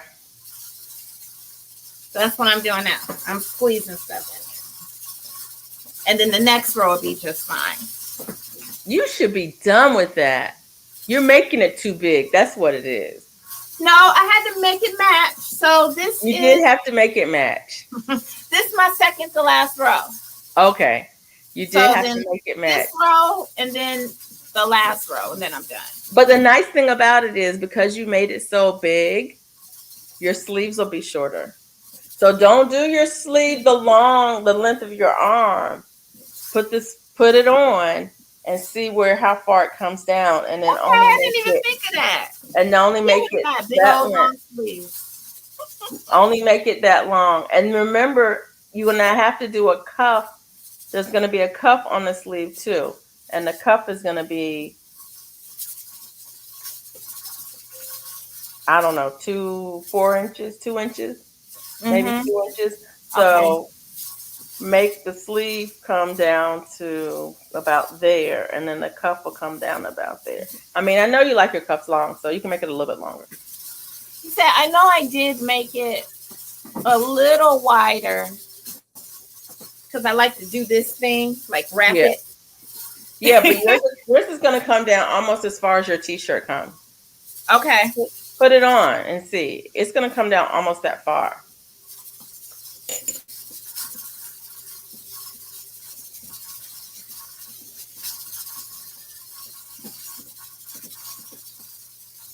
Yeah.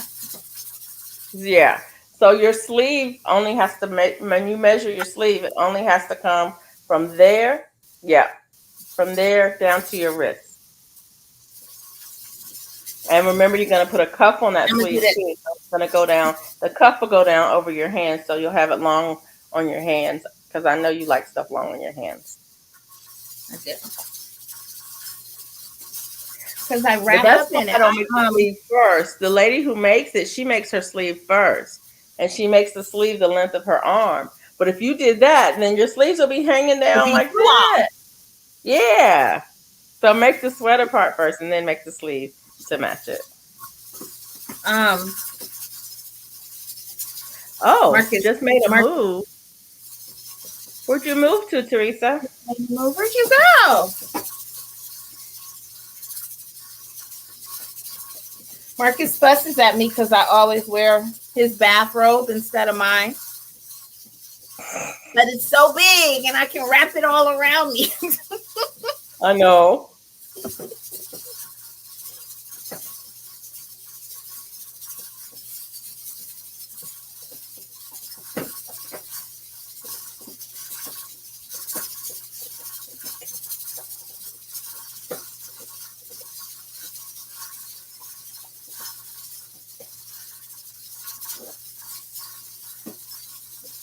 And the sleeves are the same pattern until you get to the cuff. And let me tell you, if the cuff seems too difficult for you, you got the video. If the cuff is too difficult for you, you can't figure it out, let me know. We'll do something different. Okay. Because there is an easier way to do a cuff. It's just, I like this cuff. I like it. I like them both ways. Either way is nice. Why? Like they don't want to share. Why? No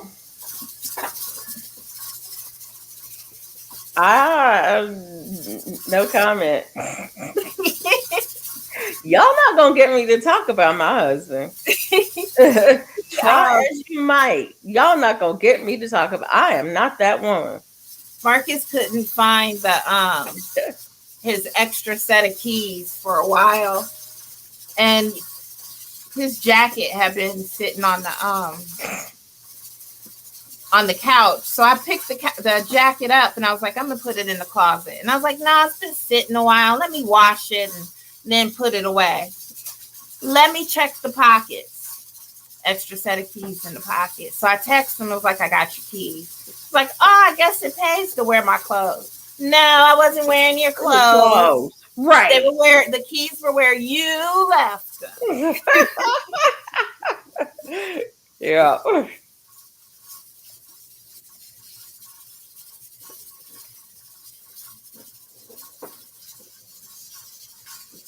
Because all I'm saying is that it's all an act. It's all. That's right. That's right. I don't wear his clothes. I could wear his clothes, but I don't wear his clothes. They're not my style. I wear his, must be like his t-shirts. He don't wear. Or My husband don't hoodies. I hardly like wear the t-shirts. hoodies He don't because if wear I hoodies. wear the hoodie, I like that baggy feel. Yeah. Hey, CC. So I like his hoodies or his jackets or the bathrobe. Hey, Cece. But I don't wear all his He don't wear t-shirts, but hoodies. He don't wear. Now I'll wear his jackets on occasion, but he don't wear hoodies Mhm. hardly ever. He hardly ever wear t-shirts. Only t-shirts he wears are usually he wears graphic tees. Like, they have to say something or Uh-huh. something like that. And his are usually sarcastic, and his sarcasm and my sarcasm are not the same. So yeah, I don't wear I do. I wear his hoodies or his oversized shirts. But usually just because I'm looking for something baggy. Want to wear something baggy. I do wear socks. You wear what? His socks. So he be getting them nice socks.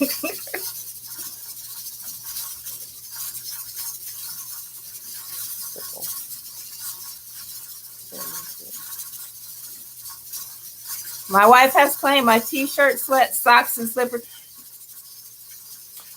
I got his slippers on right now. Ooh. I don't wear his slippers. I don't wear his socks. Okay, I admit when we were working, on occasion I would wear his socks because we wore uniforms, and our uniforms were the same, and our uniform socks were the same. So in the wash, you can't really tell whose are whose. So there's that.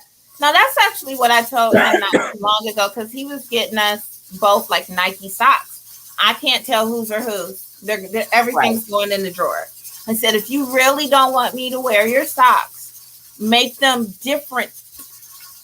Make them different so I'm like they don't accidentally get put in with mine. I was like, Mimi went and got her own completely different socks because I was taking her socks too. Look, I do laundry. I claim the socks.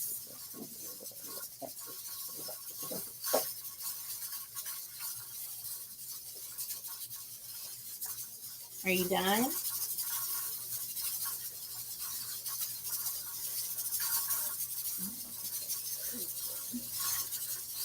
Six-minute drive from my previous place.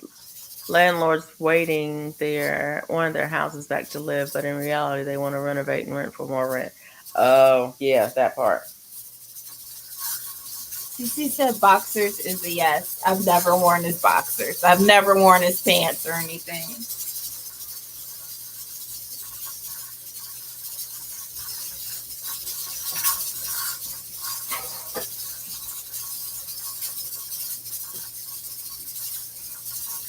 Yeah, I've never worn his pants.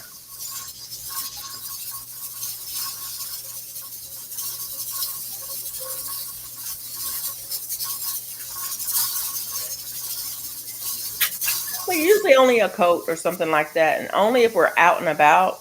If we're out and about and I don't have a coat and he has an extra one in the car or something like that, I might wear his coat. But most of the time, I just don't wear his clothes. Now, my sons, I wear their clothes. But our style is similar. In fact, they wear my clothes.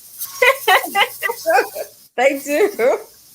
Because they'll come in and they're like, Mama, can I wear this? And I'm like, yeah. Because our style is similar. So that tells you I dress like a young boy.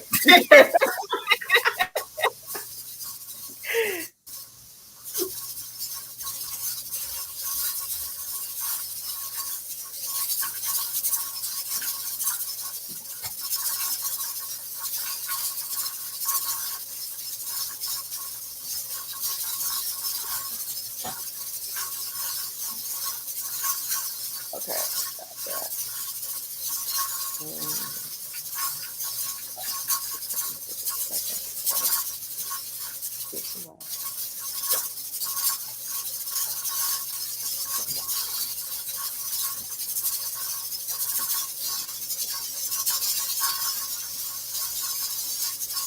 My girls like to sleep in my shirts because they say they're baggy clothes. Yep.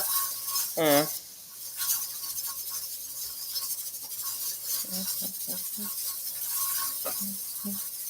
We're two different sizes, so I can't steal clothes without looking ridiculous. Mm-hmm. We are too. I think that's why I've never like tried to steal like his bottoms or anything like that. But the shirts, I'm like I can go for like an oversized shirt Yeah. look or something like that. About the only thing of his that I will wear, actually, and my sons will steal them too, are his flannel shirts. Uh-huh.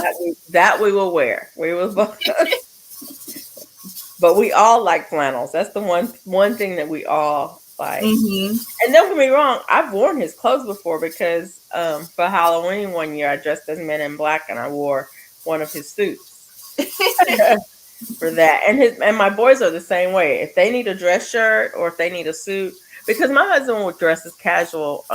He does business casual every day. So he wears usually casual pants, not jeans, but casual pants and a dress shirt. Doesn't wear a tie, but a button down shirt. Every day, long sleeve. That's what he wears. That's what he wears. And that's not how I roll. Yeah. But if I need to, you need that something look, like that. Yeah, if I need, put on a jacket and a shirt, I'll go get a jacket and a shirt because he's got jackets and shirts, and they fit. We're all about, actually, all of us now that I've lost weight, we're all about the same size. We're all in the same size range. Mm-hmm. My boys are taller. They are all taller than I am, but across the shoulders, we're probably about the same size. It's really bad here. I have a nice place now, but it's 500 more. It's really a housing crisis. Wow. I don't know that I could deal with 500 more. Mm-hmm. Mm-hmm.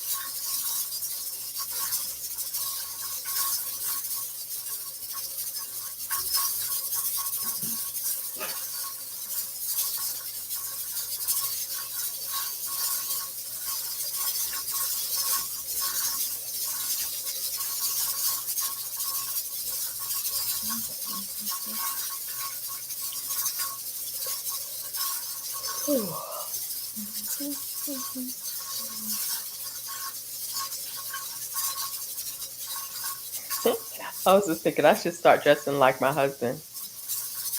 Like, what are you wearing today? We're gonna be twinsies.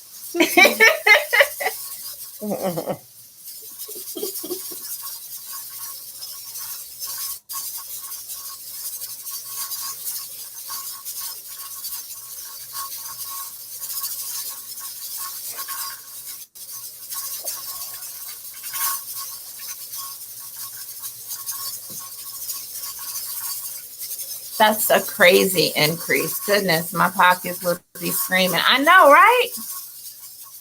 29 minutes. Thanks, Mike. Okay. Yeah. That's a lot.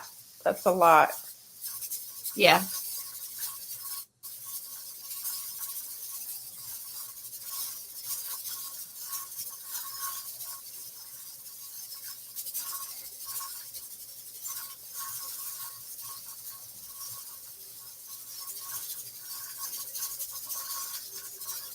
Uh-oh.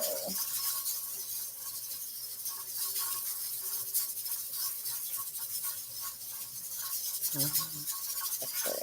I forgot what I did. It's like, what did you do?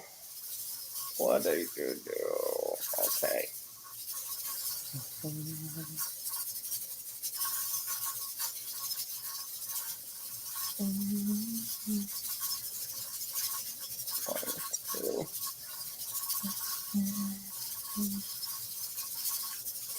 Starting to knot up on me. I'm gonna have to ball this. Uh-oh.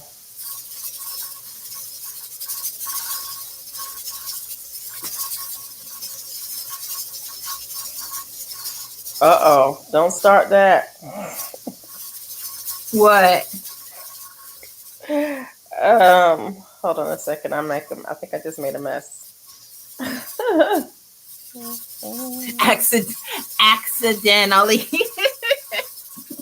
matched. When we accidentally match.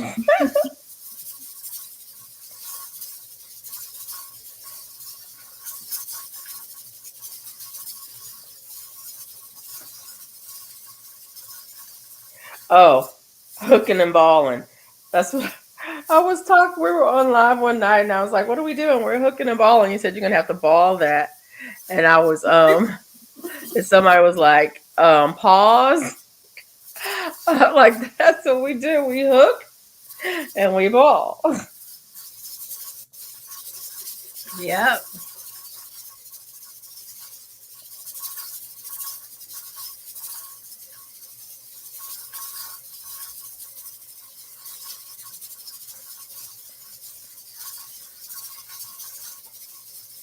Okay, I don't like this stitch,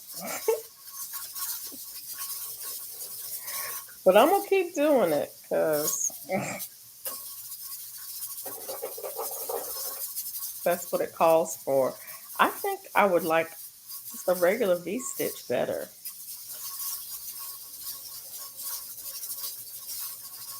My neighbor's selling house. I'm sad. Hard to get decent neighbors. I know. A couple weeks ago, I got up in the morning and Marcus had texted me. One of my neighbors died, and I was like, "Oh, Oh, I was like, what? I'm like them." There was like, now somebody crazy gonna get in there. right.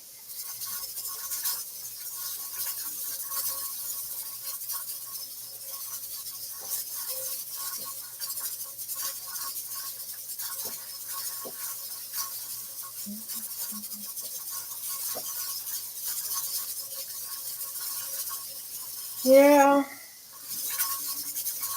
it happens. Yeah.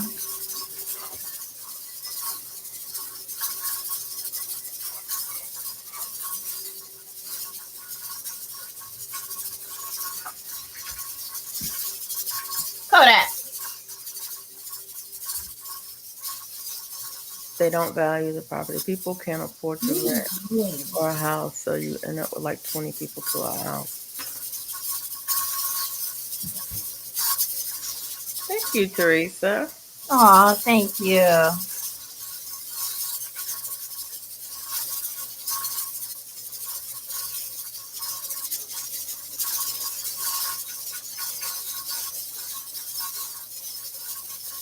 Yeah. Yep. It's scary owning property and renting it though. I thought about buying a property for a rental, Mm-hmm. and it's just scary because people you don't know if you're gonna get, who you're gonna get. If they're gonna Mm-hmm. take care of the place, are they gonna, are they gonna Mm-hmm. call you when something goes wrong, or they're gonna wait until it's, a mess before they call you? Mm-hmm.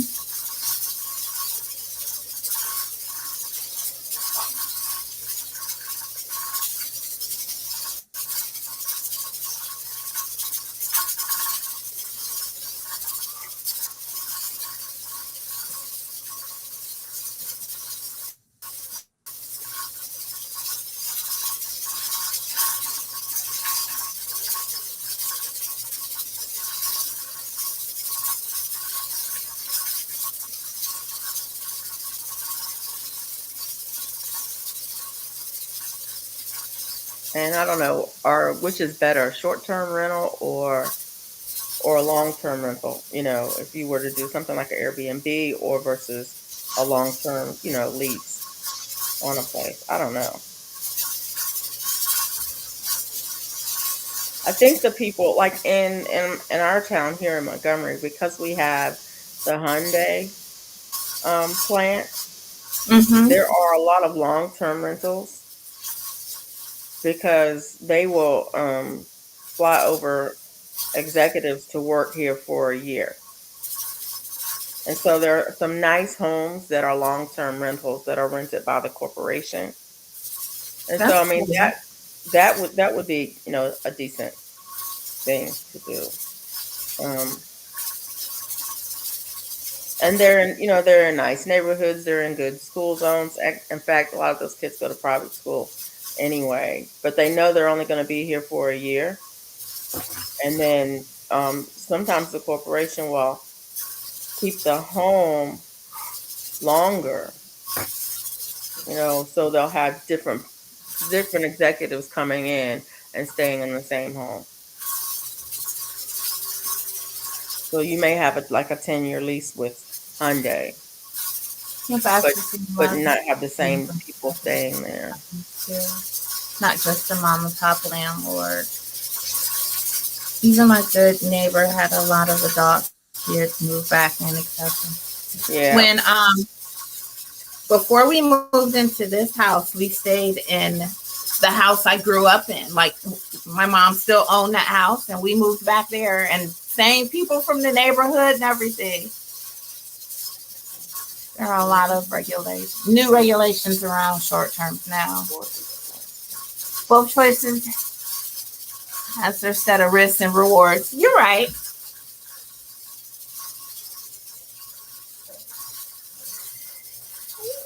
Not much longer. Yeah, I rented a house when I was in South Carolina. I rented a house for a couple of years before we purchased a home, and it was a nice house. It was in a mill village. I don't know if you guys are familiar with them, but where it was a mill town, and the mill had built homes for the mill workers, and so it was a little mill house. It was a really nice home. I enjoyed living there, but the people didn't put a lot of maintenance into the home, so we had to do a lot of the maintenance kind of stuff ourselves. And I didn't mind because I lived there. I mean, I don't mind doing that, but like we would put gravel in the driveway, because it would get muddy. Right? We didn't wait for them to do it because they didn't want to spend the money on it. Yeah. Things like that. And we did a lot of the yard work and stuff like that. We did that, and just a lot of little things we did ourselves. If it had been our house, I would have maintained that. But they just didn't want to put a lot of money into the house. Now the rent wasn't that much. I mean, it wasn't exorbitant. It was a reasonable amount of rent. So there's that. Hi, David. Hi, Lydia. Hey, Lydia. Hey, David. I didn't see Lydia come in. Oh, there she is.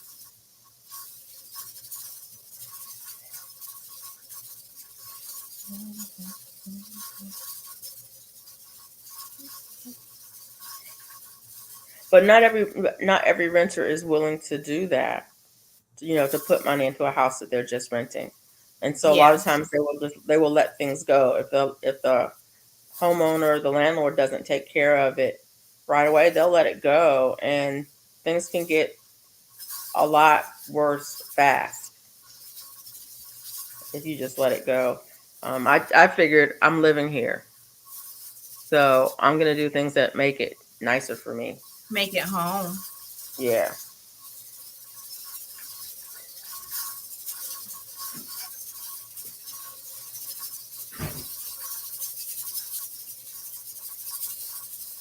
Hi. It wasn't. I love the hat. No, but I love it. It's actually a more of a bucket hat. Not quite a bucket hat because it doesn't have a brim on it. But I pulled it back because it got warm.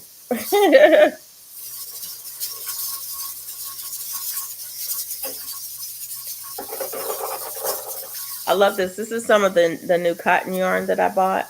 I was trying out some cotton yarn, and this is one of the hats I made out of it. It's lightweight. I like it. You did that fast. You just got that cotton yarn. Yep, not too long ago. But a hat is like a couple hours. To if you know you. the pattern. If you know the pattern. It only takes like a couple of hours. And this is a bag a day pattern. She has a lot of Uh-huh. she has a lot of YouTube videos, bag a day. This is just I just went on her site and found a hat that I liked and I followed her video. But it's bad when you rent and you were doing things to make the house nicer, but the landlord won't let you do anything. Miss Felicia knit. Yeah, I knit. I do. On occasion. I haven't I mean I made socks last month. It took me like 2 months to make those socks, but I was doing other stuff too. But I did make some socks this year. I make about a pair every year, maybe two. But I did some other stuff too. I knitted some other things too. I like knitting. It uses different.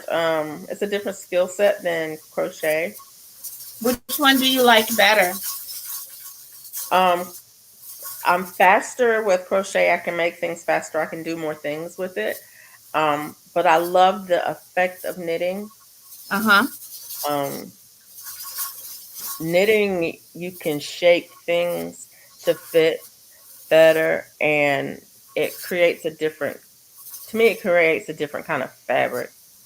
And it actually takes less yarn. Really? It does.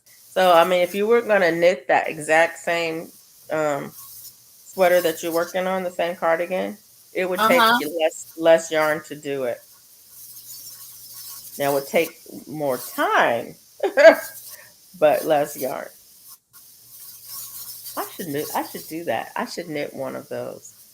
I think I could do it. Now I'm sitting here thinking about, do I know everything I need to know? I think I could do it.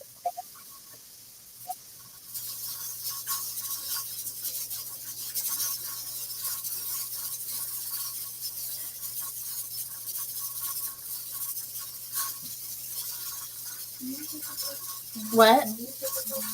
Yeah. But when did you go to the Goodwill? That's still good. There's a little ear wrap thing my nana taught me when I was in middle school. That's all I know how to do. Knit, purl, knit, purl. Exactly. That's just a ribbing. Yeah, that's nice. Actually, that's really nice. That's what socks are.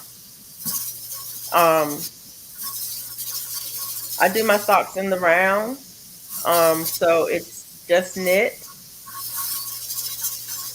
Unless you want to do a pattern on it. And then when I get up to the very top and do the ribbing on it, it's knit, purl, knit, purl, knit, purl, knit, purl until for about an inch. And that's it.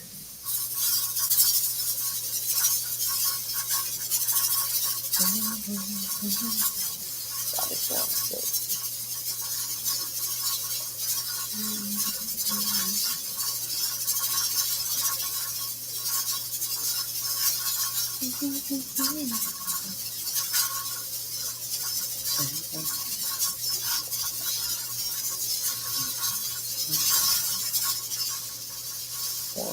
It's about just over 10 minutes left. I can start to smell. I'm smelling the ground beef. Yeah.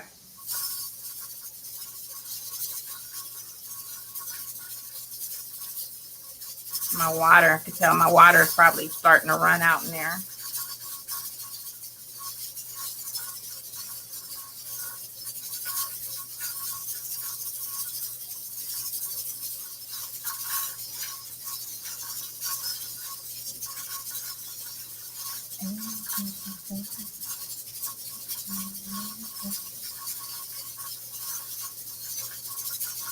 No.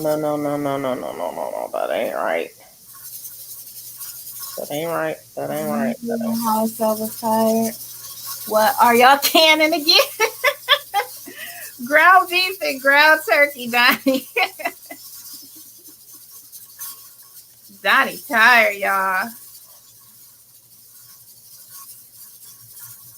I'm hungry, but wife will be home in an hour, so I need to wait. Oh, yeah, Mike, you're gonna have to wait.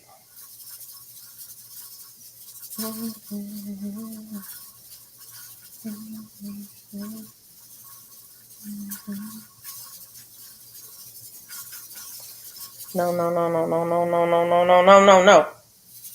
I don't know what I'm doing. Okay, single crochet. That's what I'm doing. 3 single crochets. I'm like, what am I doing? I'm trying to remember this pattern. I read it. I just read it. And still I'm looking at it going, what am I doing?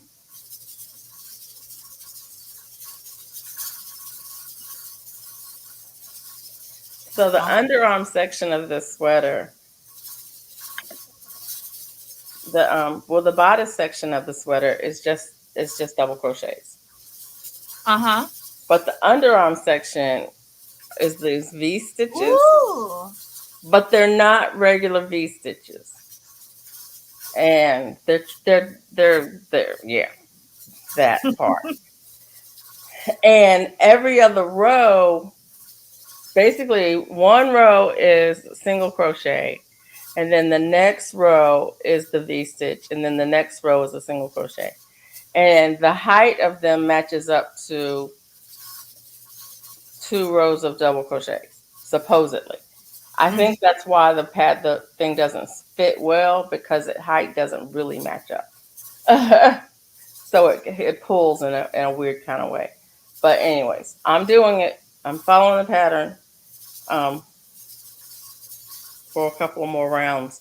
And if I get frustrated with it again, I'm going to take the doggone thing out and make something else out of it. It's going to be a hat. Don't get me frustrated. It's going to be a hat. Mike, Lydia says she eat a pickle while you wait. Right. Eat a pickle. So true. I need a step-by-step video of this candy process. This is a step-by-step. Wait a minute. This is a step-by-step video. I have a video. Yeah, too, she does. Yeah. Meat. So you cook the meat first. Mm-hmm. You cook the meat first. Try to drain drain off as fat as you can. Do you rinse it? I don't. I thought about it, but then I was like, is that going to rinse off the seasoning that I put on? Yeah. So I didn't. Then you pack the jars. Then pack my jars, put in a little hot broth or water or whatever you got. Then you use broth. So you heat the broth to look simmering. Mm-hmm. And then you pour the broth in to your 1-inch headspace. You put the things on it, and then you can it for 90 minutes for a quart, 75 for a pint. 90 for a quart, 75 for a pint. Okay. I found a thing I want you to make for me. I'll send you pictures. Hi, Ann. Hey, Andrea. Y'all are so wrong for that. Okay, send me pictures.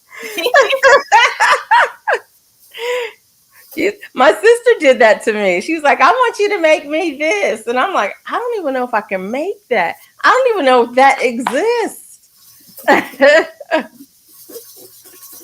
Send me pictures, and we'll see what we can do. If I can do it, I'll do it.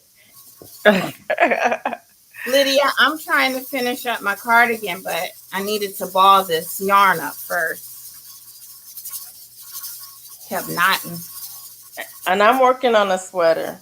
Well, a shirt. It's really a tank top. See, you can leave it just like that and it'd be a little crop top. Girl, all my stuff be hanging out. Everybody go see. Well, I guess I could wear it with a sports bra. Yep. I wouldn't even wear it with a sports bra. Okay.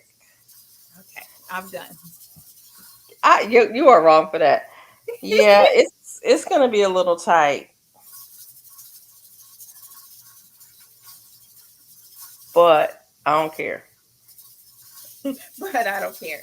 Well, it was too big first, and now it's gonna be well, cotton stretches. That's the other thing. It stretches, and as you wash it, it stretches out more. So I didn't give consideration to that when I made it the first time. So when I finish with this, should I wash it? Yeah, I would not, Okay. but you should. Okay. I'm bad about not washing things when I make them. But yeah, you really should wash them. And you should block it. But you don't have to block it. When you wash it, because that stuff is machine washable. Don't dry it or don't dry it dry. So dry it to get some of the water out, but don't dry it completely dry. And then lay it down like on an ironing board or a table. If you got a place where you can lay it out flat, lay it down and like stretch it to the size you want it. Okay. And let it finish drying flat like that. And it'll hold its shape better. Johnny said no drying. You know what? I'm bad about that. Everything go in the dryer. You can put it in the dryer, but don't dry it hot.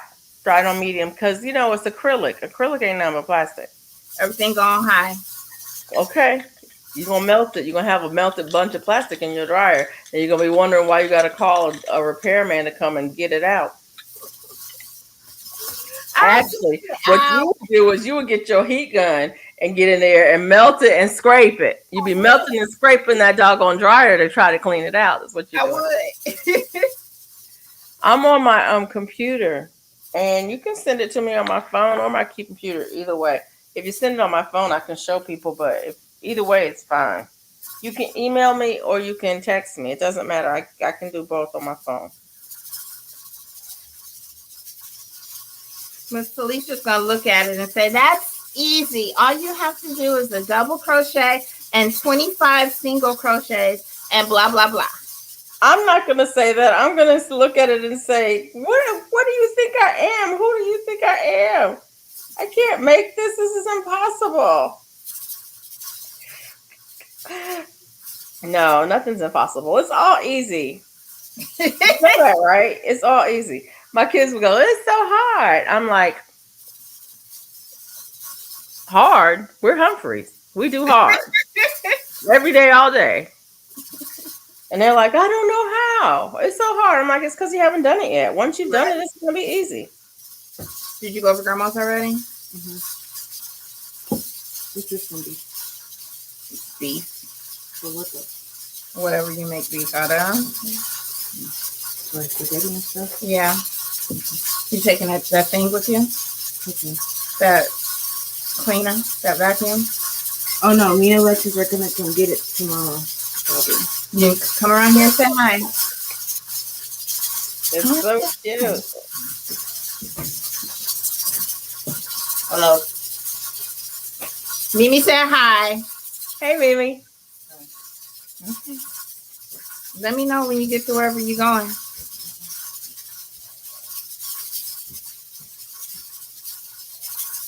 Did you call me? Nope. What? I was with my driver's license, so I got set something to print off. But my phone isn't connected to the printer no more, so Okay. I sent it to you so you can print it off. All right. But you're all right. I renewed it and everything, and I have a copy on my phone, but Well, don't be speeding.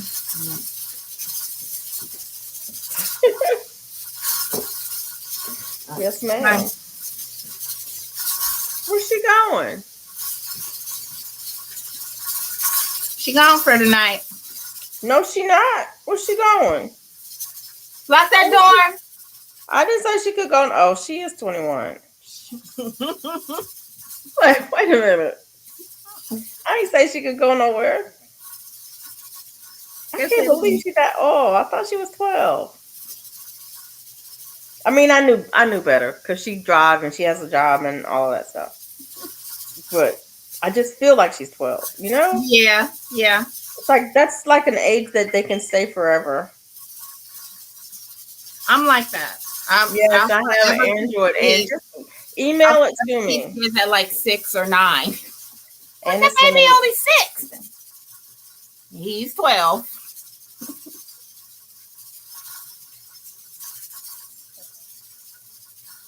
Oh, yes, I have an Android, and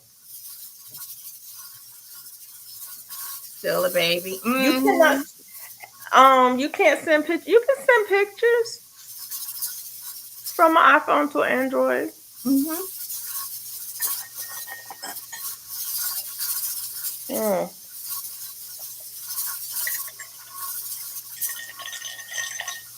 I'm gonna make sure she locked that door, and then it'd be time to turn. Oh, it's time. Yep. It's time. It's time. Mike, did you call time? You're supposed to call time, Mike. That's your job. Did I tell her to lock that door?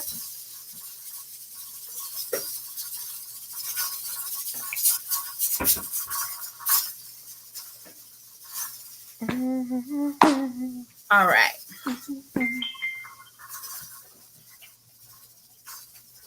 Mike said, was that Chewy that passed by? I didn't see Chewy. Chewy back there asleep. Chewy sleep. Chewy's like, it's warm in the kitchen. Phew. Life is good. You can't see him, like, but canning. he's It's all behind warm. the gate. It's all warm up in here. He behind the gate on the floor asleep. He can get in that little, little door. Kodak can't go through, but Chewy can go through. Let me see if I can figure this out.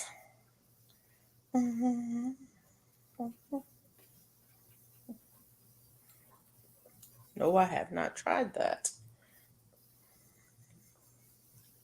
I'm almost done with this row, and then I'm on my last row.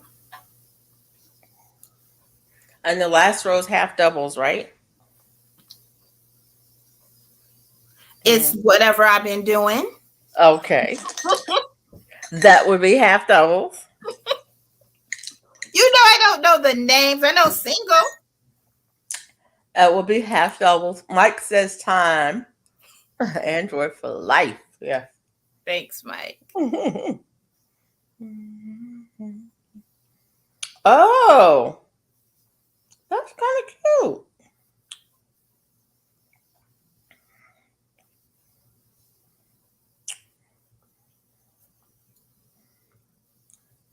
And they'll be asking for stuff. Now, I don't know if I can do the pocket. Is that a pocket?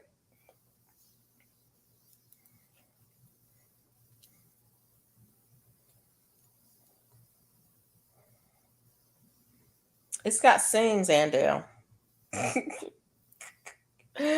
I'll show y'all in a minute. I have to look at this other picture. You got to figure it out first.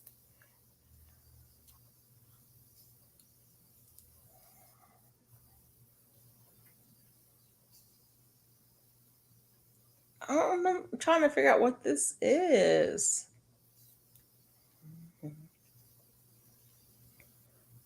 Oh, this is interesting. I can make something that looks like this. I don't know if I can make this. She's like, what? He said, yes, but you don't have to have the pocket. The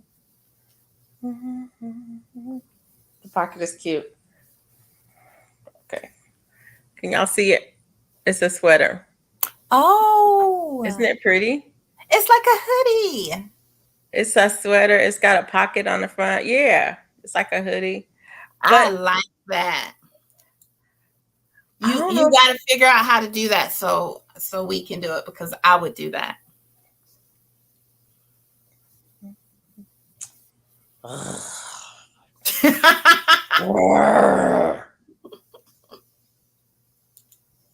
That could even be like a cover up. It is. That's cute. Good job, Miss Ann. People be making stuff. Said my iPhone won't send or receive photos to Androids. That is weird. It's probably the app that you're using to send stuff on. Do you have WhatsApp? A lot of people don't use WhatsApp. I love WhatsApp. I used it before Facebook, whoever bought them out. I used it before they bought them out. But see, this is the thing. I don't think this looks like it's. If you look at the stitching on that, it doesn't look like crochet. Can you see what I'm saying? Mm-hmm. I don't know what that is. It's beautiful, but I'm not sure what it is. But I can make something that looks similar to that. I'll make a prototype. Let's see. Who gave me? Oh, that's pretty funny. I still got to do something with that thick yarn we got in Ohio.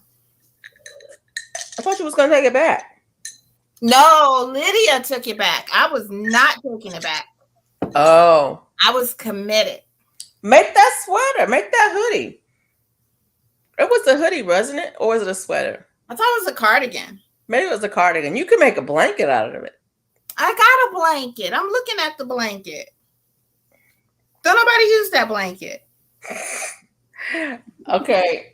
I got one right here on my right here. I have one right there. I use that one every day. And I got a comforter right here because I'm going to be hot and I'm going to be cold. Yeah. In the next 10 minutes. It's like the weather. I don't know how warm it was today, but I know it was warm because my air conditioner came on. Uh-huh. And so at some point in this house, when the air comes on, I get cold. Yeah. And then the air goes off. And when the air goes off, I get warm. Mm-hmm. That part.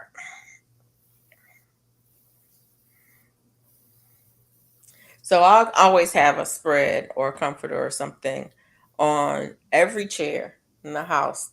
I do too. I do too, but there's only certain ones I'll use. Oh. And those certain ones I don't want anyone else using. Like, those are mine. These are for the community. You can use those. And these are mine. I love it when you say mine. Because it sounds like me. That's mine.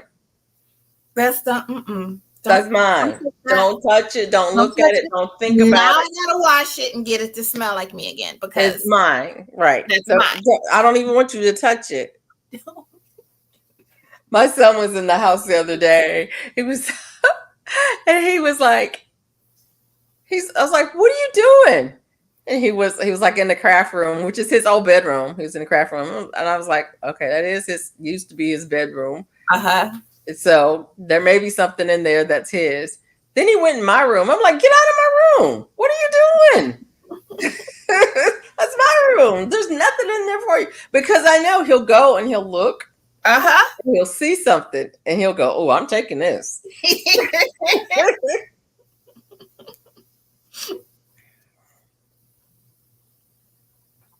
I bought him this shirt. It was a church camp shirt. Just a big, you know how the football jerseys used to be made with that, the thing across the back. Uh-huh. Across the back, and then they were like that. It was a big shirt like that. And he wore it for a minute and he goes, no, I think this is a girl's shirt. I'm not going to wear it anymore. I'm like, okay, fine. No problem. It fit me. I wore it. I wore it a lot. I wore it out. He came home one day. He goes, "Oh, I'm taking my shirt back." I'm like, "Wait a minute! I thought you said it was a girl shirt. I thought you couldn't wear this." He goes, "Oh no, this is just fire. I'm wearing it."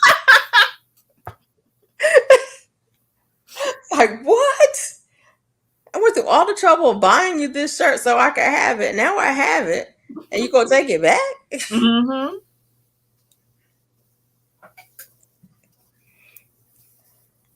And needless to say, I haven't seen that shirt since.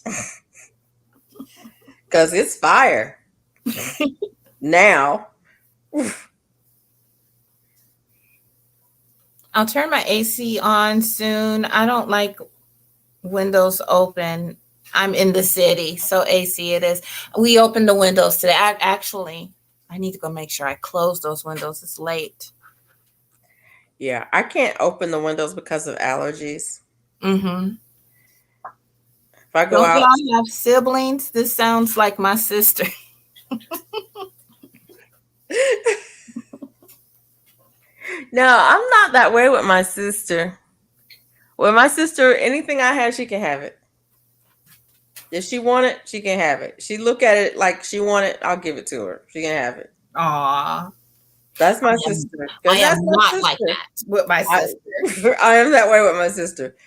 It's like she want it, she can have it. But anybody else, we're gonna fight.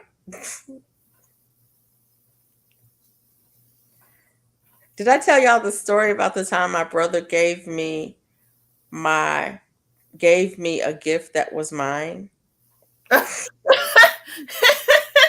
So this is the thing that we do at each other's houses. We have a tendency to take books off of bookshelves. So if I go to your house and a book is missing, chances are I have it. Because I just see books on bookshelves and I think that I need to take them because it's like, well, you probably already read it, right? And I want to read it and I'll give it back eventually, maybe. So anyway, I bought a book. Eventually, maybe. I bought a book. I read the book. I enjoyed it. I gave the book to my sister.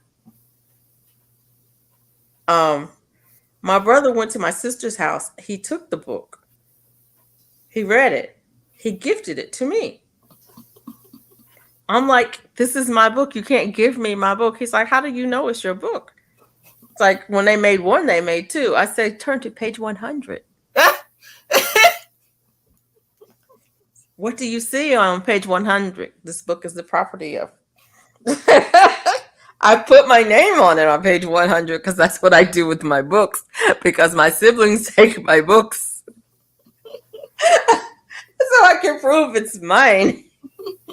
He's like, this is not proof. You could have put that on one of my books. But yeah. But I was like, it's a good choice. Thank you. You know, it was a good book. It was a good choice. That's why I got it. But you stole it. And you stole it from my sister's house because that's where I gave it to her.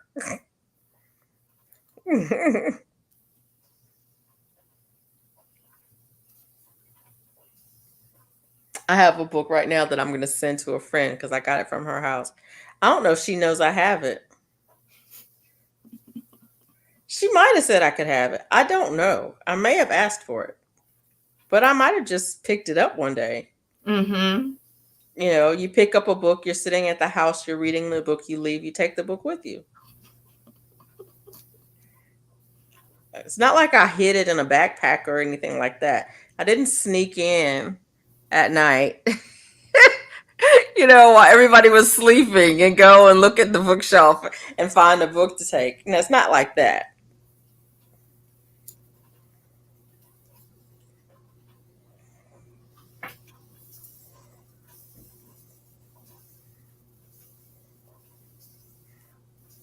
Anne is laughing at me.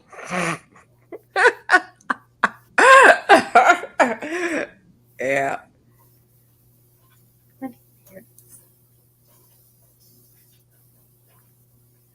That's one thing that my siblings and I all have in common is we all love to read. And it's my mom's fault. That's good. It's my mom's fault because she bought those encyclopedias You know, back in the day, they used to have traveling encyclopedia salesmen, We had those. and we had encyclopedias, and we had sets, different kinds Mm-hmm. of We did encyclopedias, too. and there was nothing for her to just grab one and sit down and read to us, or have us read to her.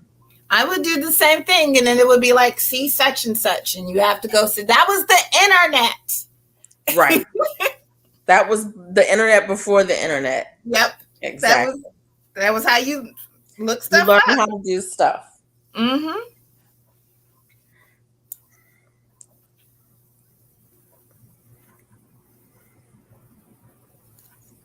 I can't believe that little dog is not making no noise at all. You better go check on Bella Girl. Bella is fine. She's enjoying this weather. Yes, was it yesterday? Yeah, yesterday I had some errands to run. I had to go out, and I was like, and she knows, she can tell my energy shift. She can tell when I'm gonna go out. So like I'll put her outside and I'll start doing my things and I'll get ready, and what I'll do is I'll put everything in the car. I'll go and I'll put everything in the car. I put my purse in the car. I put everything I need in the car, and I'll put my shoes by the back door. I won't even have my shoes on. I'll put my shoes by the back door, and then I'll keep doing everything I'm gonna do, and then eventually, 30 minutes, an hour later, whenever, before I get ready to leave, I'll go and get her, either come back in the house, bring her back in the house, and I'll come in and I'll sit down and I'll do some stuff, right? I'm pretending I'm not going anywhere. This is me pretending I'm right. She knows. She walks in the house and she looks around and she does this thing, and then she starts wiggling. She starts wiggling because she's like, I'm going. She's wiggling. And then she goes to the back door and waits for me. I'm sitting down chilling, like ain't nothing happening, ain't going nowhere, not doing nothing. She wiggling and she's at the back door. Her tail, she beating up the chair with her tail, just whacking, whack, whack, whack, whack, whack. And I'm like, Bella, sit down, chill, go eat, whatever. She wiggle. Finally, it's like, okay, fine, let's go. And so we'll go. But she can tell that I'm going somewhere. Somehow or another, she knows that I'm going somewhere. And I've tried to put all my stuff in the room. I put my stuff in the sewing room, in the craft room. I don't take it. I won't even go in the garage. Won't open the door. So she's outside. She doesn't know what's going on in the house. I put it all in there, and I'll come in and sit down. She wiggle. We're going somewhere. I know we're going somewhere.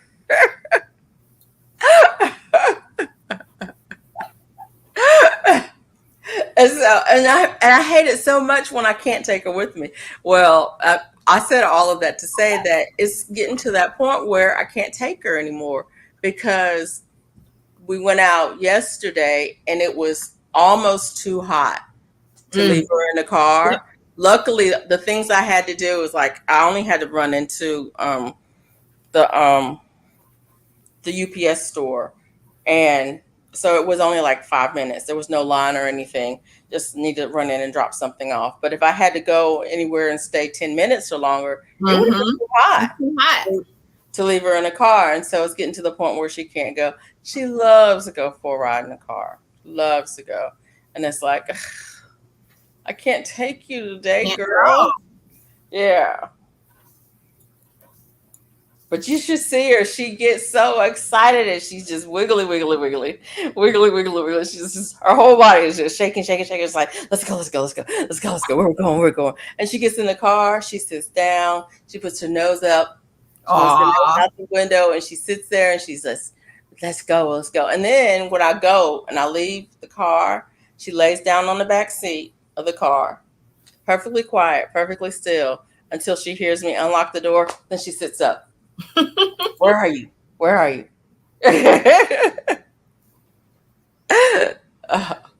She's so much fun.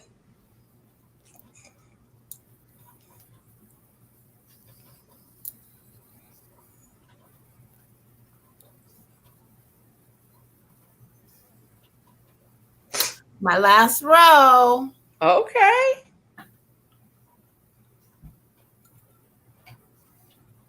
This one. So how long do you have to wait before you can take them out, your meat out? So the safety valve is still up The camera turned all sideways. The safety valve is still up, so I can't even open it. Like, I wait for that. Am I counting? On this, I don't count. I have to do stuff where I don't count because we don't count. We make it match. Right? We make it match. More or less. More or less. It looks good while I'm doing it. That's all I know. There was no counting involved in this project. Actually, there was a little bit of counting, but not much. I had to count this. Like I knew, okay, 4 mesh squares and then 2 other tight rows. Right. That was all I counted. There was a little bit of counting involved. There was not much counting involved. Is it raining? I think my car windows are down. Uh-oh. But didn't sound like it stopped. Kodak. Philip. He like, you're not talking to me. That's raining? Not my name. Kodak, Philip. Is it raining outside? Kodak's like, that's not my name. You're not talking to me. You talking to somebody else. Is it raining? I wish it would rain because I'm watering every day. We have gotten rain almost every day for probably the last 2 weeks. Really? Mm-hmm. It's not raining. It hasn't rained for at least a week. Mm-hmm. So I need to water my trees again. We had some slight flooding in the basement. The floor just got damp down there. Yeah. Yeah, it's been raining almost every day. So tell me again the quick version of how to can beef. This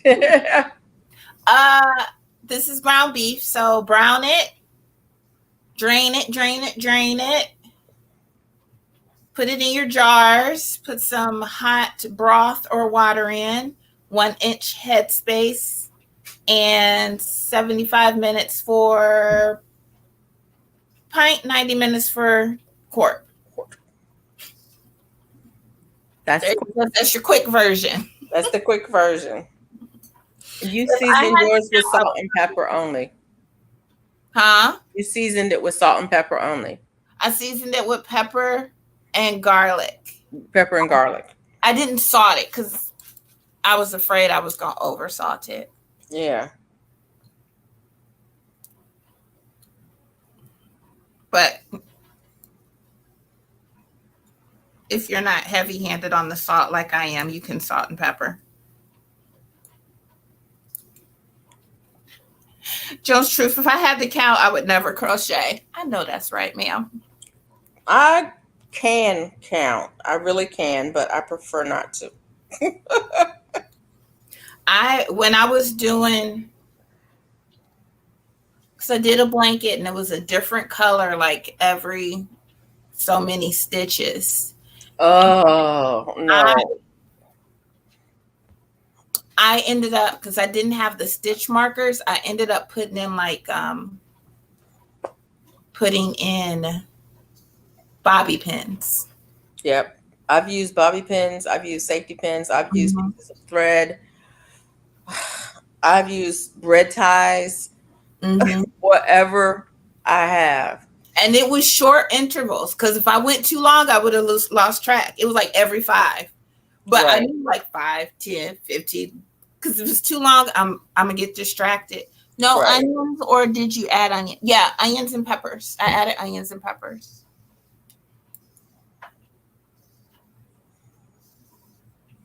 It is raining. Yeah, I can't. I just can't with the counting. I mean, I will do an initial count if I have to. But for the most part, I just make it work. If you have a pattern that needs to have, if it's a repeat that's like a 3+1 or a 4+1 or whatever, I don't count that. When I do the first row, I chain it as long as I want it to be. And when I do the first row, when I get to the end of the pattern, I just stop. And so if I have 3 or 4 chains left over at the end, I'm going to just take them out and weave that in. Okay. I'm not going to count to make sure I have enough for the pattern. I'm going to do the pattern that row. Because it's counting to 227 is just not something I want to do. And especially since you're going to have to count it 2 or 3 times to make sure you didn't mess up. So I just take it out at the end. It's like make it long enough, and then whatever's left over, I take them out at the end. And then the other thing I do is I make it even. If it's a symmetrical thing, like if I'm doing, that's probably why I don't make shawls. I made one shawl, and it's symmetrical because it was like a triangle shape. And so whatever I did on the right side, I do on the left side. If I mess up on the right, I'm going to mess up on the left in the exact same way so that it looks the same. That's all I'm going to do. I'm not going to take it out. I just can't with that. That's what I had to do with this. Making shawls, you have to, every row you have to count. At the end of the row, it's supposed to be this many stitches. When I get to 50, I'm done. I'm just done. I can't do that anymore.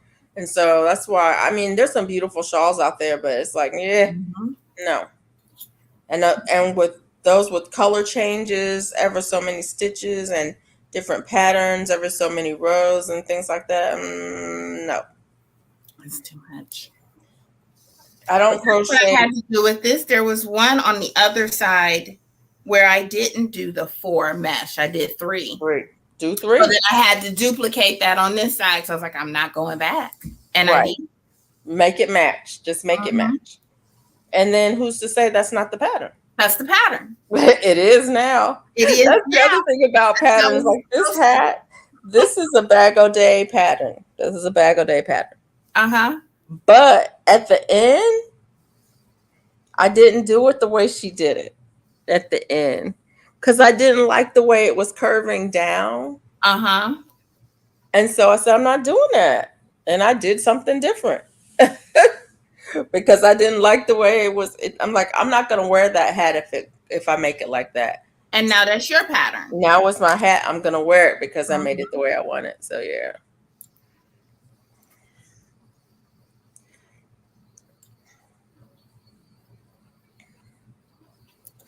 But don't get me wrong. I see the value in counting, and I do count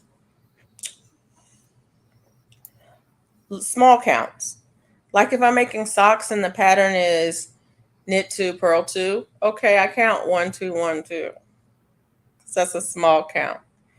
And if it's every 3 rows do this, I'm probably not going to do that because this time I'm going to do 3 rows. Next time I might do 4 rows. I'm not going to remember which row I'm on. I will use a stitch marker to try to help me with that, but I'm probably just not going to do a pattern that's like that. If it's not something that I can easily see where the change in the pattern is, I'm probably just not going to do it. Because I like to crochet to relax. It's a stress reliever. All of that counting and stuff is an added stress. So that's why I don't do it. But I'm not saying don't do it. I'm just saying that's how it works for me. That's how I feel. I'm going to lose track. I'm not going to focus long enough. I'm not going to focus. I already know me. Right. And if you know that about yourself, hey. Don't stress. Hey, PT. Hey there, I'm back. Done with work now?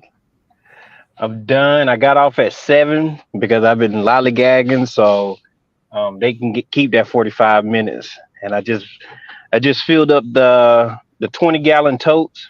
They have the 20-gallon totes at the orange store. for $10.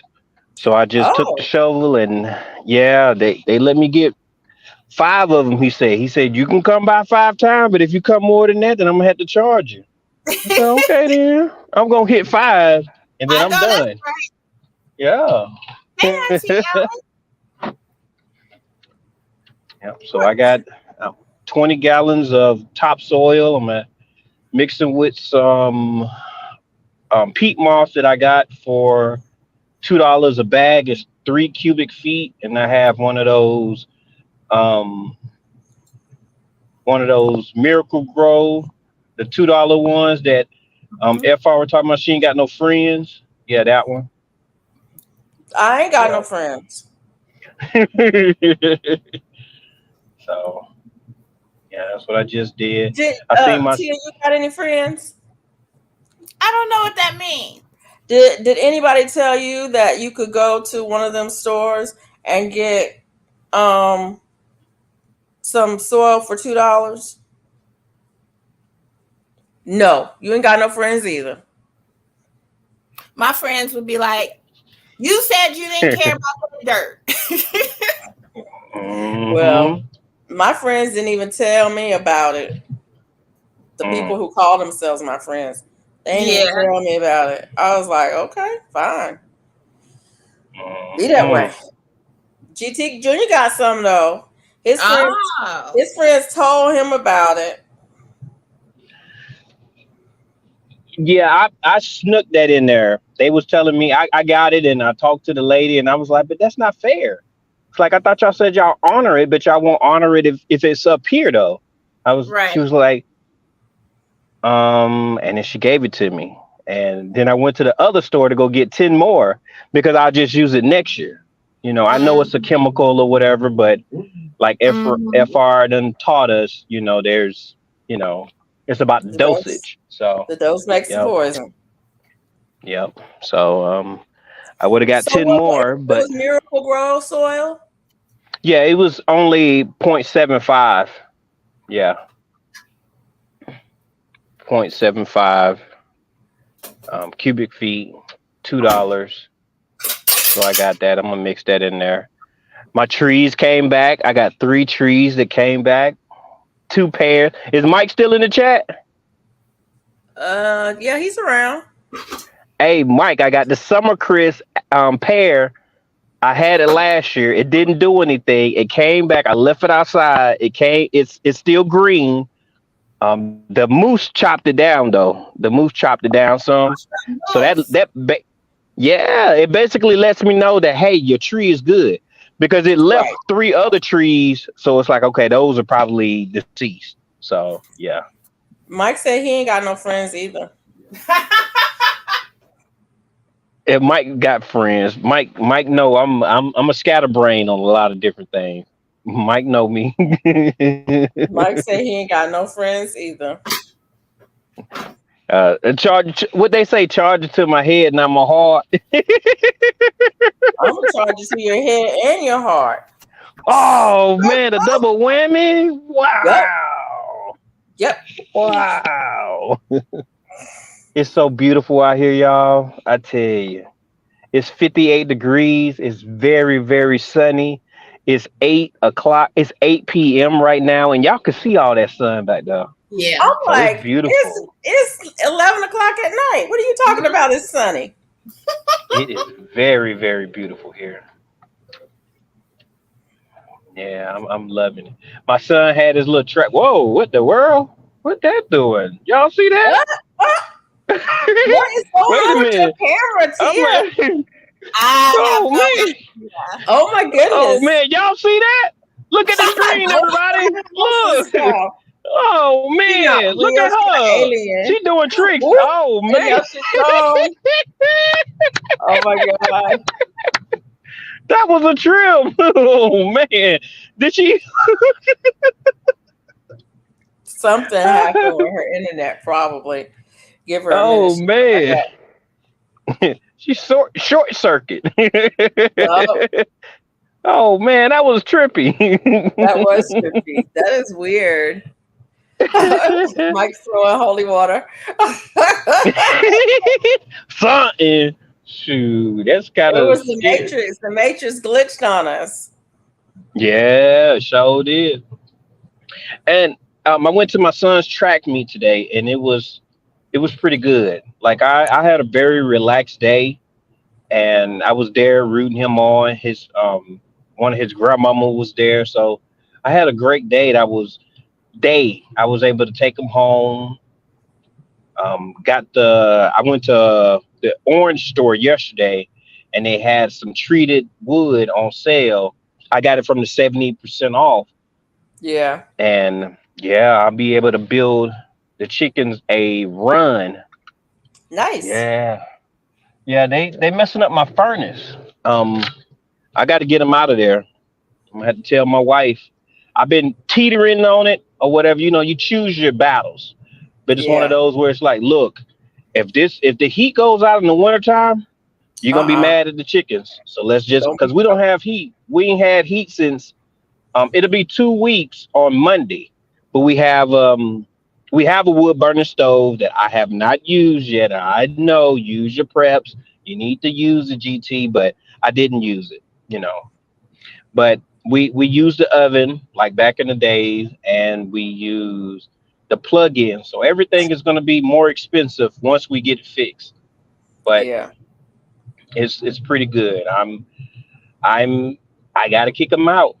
I'm gonna go up the street. We got a police officer that live up the street, and I'm gonna have him tell me what he's doing with his chickens. Because there's three people on oh well, one on my street that I know of, and then my neighbor. She said there's another one, and there's one behind there. So I'm gonna ask them what they did with the chickens to keep them outside, and then I'm gonna do it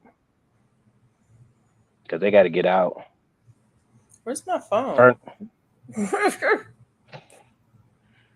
yeah, Let's see actually, she what's coming back. let's see what's going on with Tia. She gonna have to come back because she's the only one who can end this live stream. Yeah. Unless She don't want Lydia. me to ride it out. I ride it out. I got potatoes to do, so they gonna be. I'm gonna be doing potatoes on her channel. I know that's Come right. on back to you. Yeah, I'm gonna use it. Trust me, I ain't gonna leave you out here, but I'm gonna take advantage of Well, we'll it. do something. Yeah.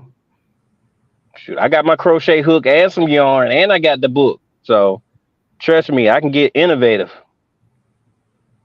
Yeah. And then my neighbor, I was talking to her. I gave her some eggs, and she was talking to me, and I was telling her about my tree. I got a dead tree in my front yard, and she was talking about she was gonna talk to some people because I want to do it myself. I don't want to pay somebody to do it. Uh-huh. You know. Yeah, I want that experience for myself. I want to say, yeah, I chopped down that tree. You know. Um, okay. She says she'll be right I'm back. talking to No. I'm talking to the right person. I know. I'm just saying, be careful, follow the safety, use your safety. If you you're gonna chop down the tree, yeah. Yes, I'm gonna research, and I hopefully I can email you and you can just tell me, just some precautions, you know. I don't cut down trees. I thought that's what you did when you was jumping out of planes and stuff. I'm a forester and I was chainsaw certified and I have cut a tree down, but I don't do that anymore. I'm telling you to follow the rules and be safe about it. Oh, I thought it was like a bike. Once you learn how to ride a bike, you can always do it. Look, let me just tell you about cutting down a tree. First of all, how big is the tree? About 22 feet. Oh, no, it dead though. It dead. Okay, cutting a dead tree is different than cutting a live tree. Because a live tree is solid and it has a different specific gravity and all of that. Dead tree, you don't know how it's going to break up on you and all of that. And so there's that part. And then it's the size of the tree that matters, because if it's a certain size, you're going to have to notch it, because if you don't, it's going to bind your saw. And you don't want it to bind your saw to get bound up in the tree, because then you dead in the water. Then you got to see which way it's leaning, so you know which side to cut on, so it falls in the direction you want it to fall, but you don't want it to fall in the wrong direction and fall on you. Also, you got to make sure if there's any tension on it, because you don't want it to kick back on you. So there's a lot of stuff that goes along with cutting a tree. That's why I say I don't do that anymore. I was certified to do that when I was working. That's been years ago. That certification I think it only lasts 3 years. I think you have to be recertified every 3 years on that, because it is a very dangerous job. Man. It's a very dangerous job. Yeah. So I just want to do it. But there's nothing wrong with doing it, and there's definitely nothing wrong with learning how to do it. Make sure you have the right tools. Make sure you have your right safety equipment, and go at it smart. Yeah. Otherwise, get it done. I don't want nobody to do it. Like me and my neighbor. Do it. Get it done. That's what I mean when I say get it done. You get it done. Yeah, like my neighbor, she came over and she works on. She has a little bit of background on carpentry and stuff because of her father and stuff. So me and her was sitting there. We were standing there talking or whatever. Right after I finished the greenhouse. Then my wife pulled up, and we were sitting there talking, and she was like, "You know what? We probably could do it, GT." I said, "That's what I'm talking about. That's what I'm talking about." I got real hype because it's like, she was giving me all the advice like well, I was like, I don't care about all that. I said, I just want to research and figure out how to do it. If somebody has knowledge, they can come by the house and we can discuss it. We can go over the plans or whatever. I said, but I want to do it and be like, "Hey, Dad, I did it." I don't want to be like, "Dad, I messed up." He said, "Son, I told you don't do it." So he already told me not to do it. And I listened to my parents for the most part, so. Watch a YouTube video. I don't watch a lot of them. Oh, okay. You can do it, GT. You can do it. I'm not saying you can't do it. It's not that difficult. But I'm gonna have to have somebody with me. It's a hazardous job, and you have to be cognizant of the hazards. Yeah.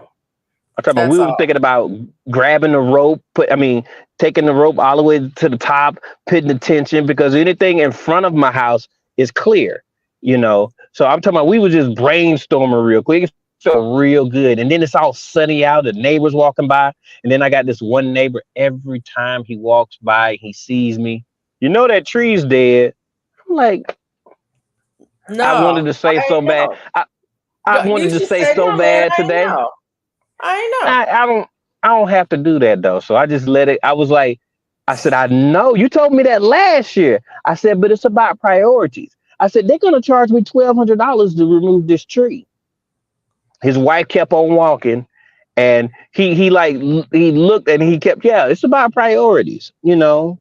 I'm going to keep on doing what I do, and I want to do the tree myself. I know it's going to get done by your yard. Yes, it's in my yard, in the middle of my yard. I want to put a greenhouse right there, a real greenhouse. I'm talking about everything. The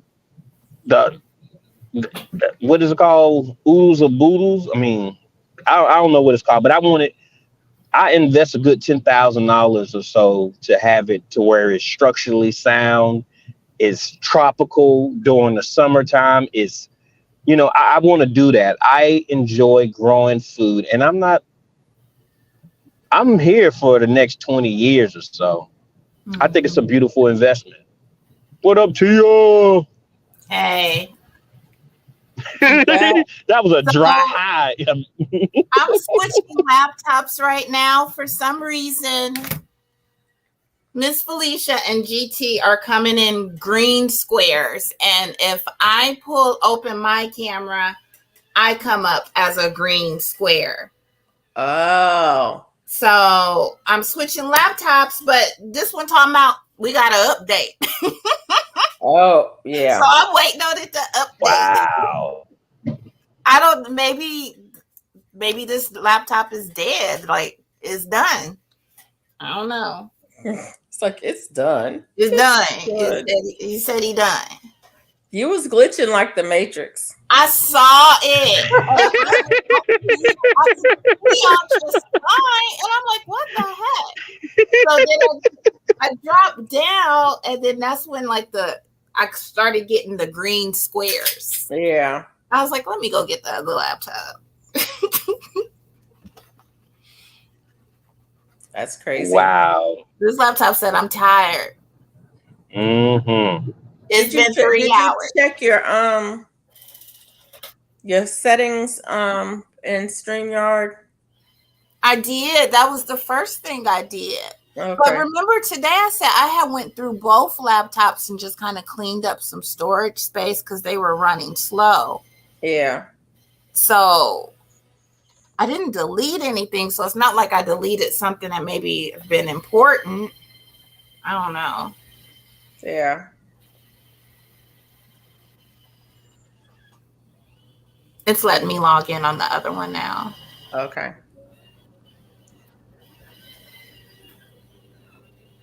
And that was tricky. Midnight, so. Oh, happy anniversary. It's officially her 45 years. Wow. That's amazing. Whose anniversary? Andale. Oh, happy anniversary. She said 45 years? Yes. 45. Man, that's my age. Whoa. Yeah. Wow. Yeah. That's what's up. Yeah. Mm-mm.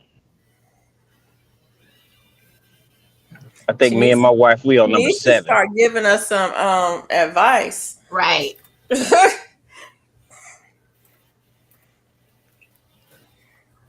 evidently she's doing something right.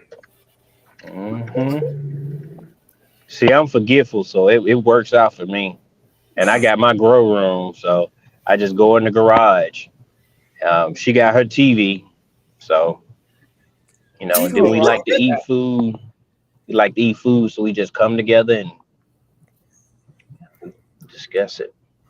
All right, we breaking bread together. Yeah. But I'm stubborn. You're stubborn, GT. I am a stubborn, cocky. Oh man. Gosh. Oh Lord. Yeah. Why you gotta be all that?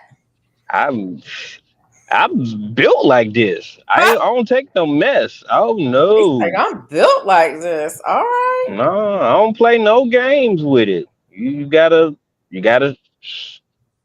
I'm that man. I know how to love. I love hard. But don't play with me. Yeah. Okay. All right. I hear you. Yeah. No, but I've been cocky a whole since I'm about 22 years old. I knew who I was. So yeah, I value myself and I love myself to pieces. Like it takes a lot for me to actually look at my flaws and be like, oh man, I am that guy. I feel great about who I am. That's good though. I done gained 50 pounds, but still I'm still me. Yeah. You gotta love yourself. It's hard to love somebody else if you don't love yourself. I tell my son that all the time. Love yourself. I said, son, I love you to pieces. I go to bat for you. I said, but you got to love everything about you, everything that's wrong, all of it, because there's only one you, and that mirror, that's who you are. If you don't like it, change the things you can, but yeah, be satisfied with who you are. Try to be a good person. That's just, yeah. Yep. And then I called my dad right after I got finished with the greenhouse, because last Father's Day, I got to get up with him and we put together his greenhouses, and he over there playing on his phone. I'm like, I know that man ain't playing no Candy Crush over there. Got me over here working. Evidently. He can play Candy Crush. I can't stand that game. That game had me all in the closets. Like I wouldn't even come out to work. I was in the closet playing Candy Crush. I spent $5 on that game. I was stuck. And then the past 2 levels and then get stuck again. I deleted that app. I've deleted it and I never play it again. I was like a junkie. For real. I was stuck. The Candy Crush junkie. Yeah. I don't play with that thing no more. I played Ooh. Candy Crush when it first came out. I played it, and I was like, I think it was 100. I can't remember what it was. It was a number though. I was like, I want to get to this number, and when I got to that number, I deleted that thing. Done, over, done. I played it every day until I got to that number, whatever it was. I said, I want to get to this number, and then I deleted. I was like, this is crazy. It's a that's all it is. I spent 2 weeks trying to beat one still stage. play my Candy Crush Rescue. I don't. Can't do it. I might play it one more time, but I doubt it. And then it be popping up on my. Was what's that farming game? Facebook. Yeah, I know which one you're talking about. I forgot the name of it. I played that one. I like that one. On Facebook forever. I played that game for a long time. And then it's like, stop. Do you realize how much time you are putting into a game? It's just, yeah. Yeah. I had to quit It's that. just a game. Yeah, I had to quit it. I knew better when I started playing. And eventually I had to just let it go.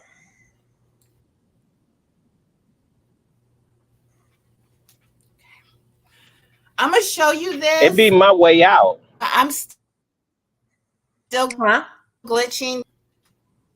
Oh, okay. Yeah, it is. Still glitchy. A little bit. Yeah.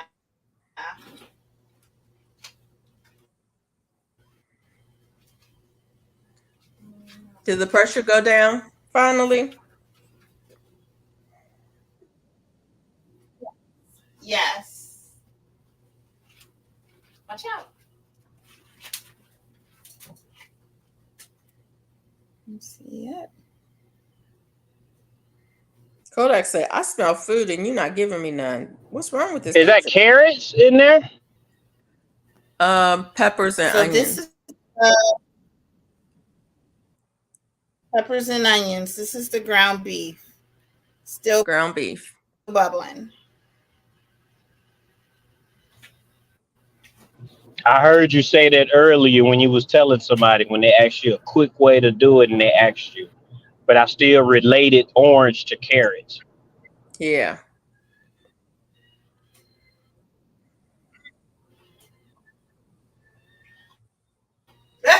I like the mixed colored peppers. Yeah.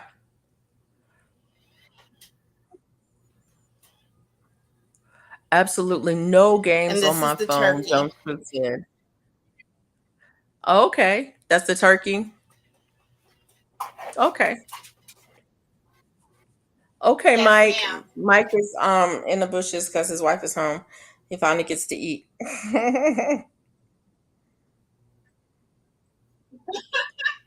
Enjoy, Mike. I am going to go to because I don't know what's going on with these laptops. Okay. I appreciate you allowing me to come up here, running my mouth and everything. Yep. Anytime. Thanks for letting me come up and hang out with you. Thank you for coming up. And I'm Miss Felicia. I'm going to finish this last row tonight. I will send you a picture. Good. All right. All right. Good night, bye, everybody. y'all. Good night.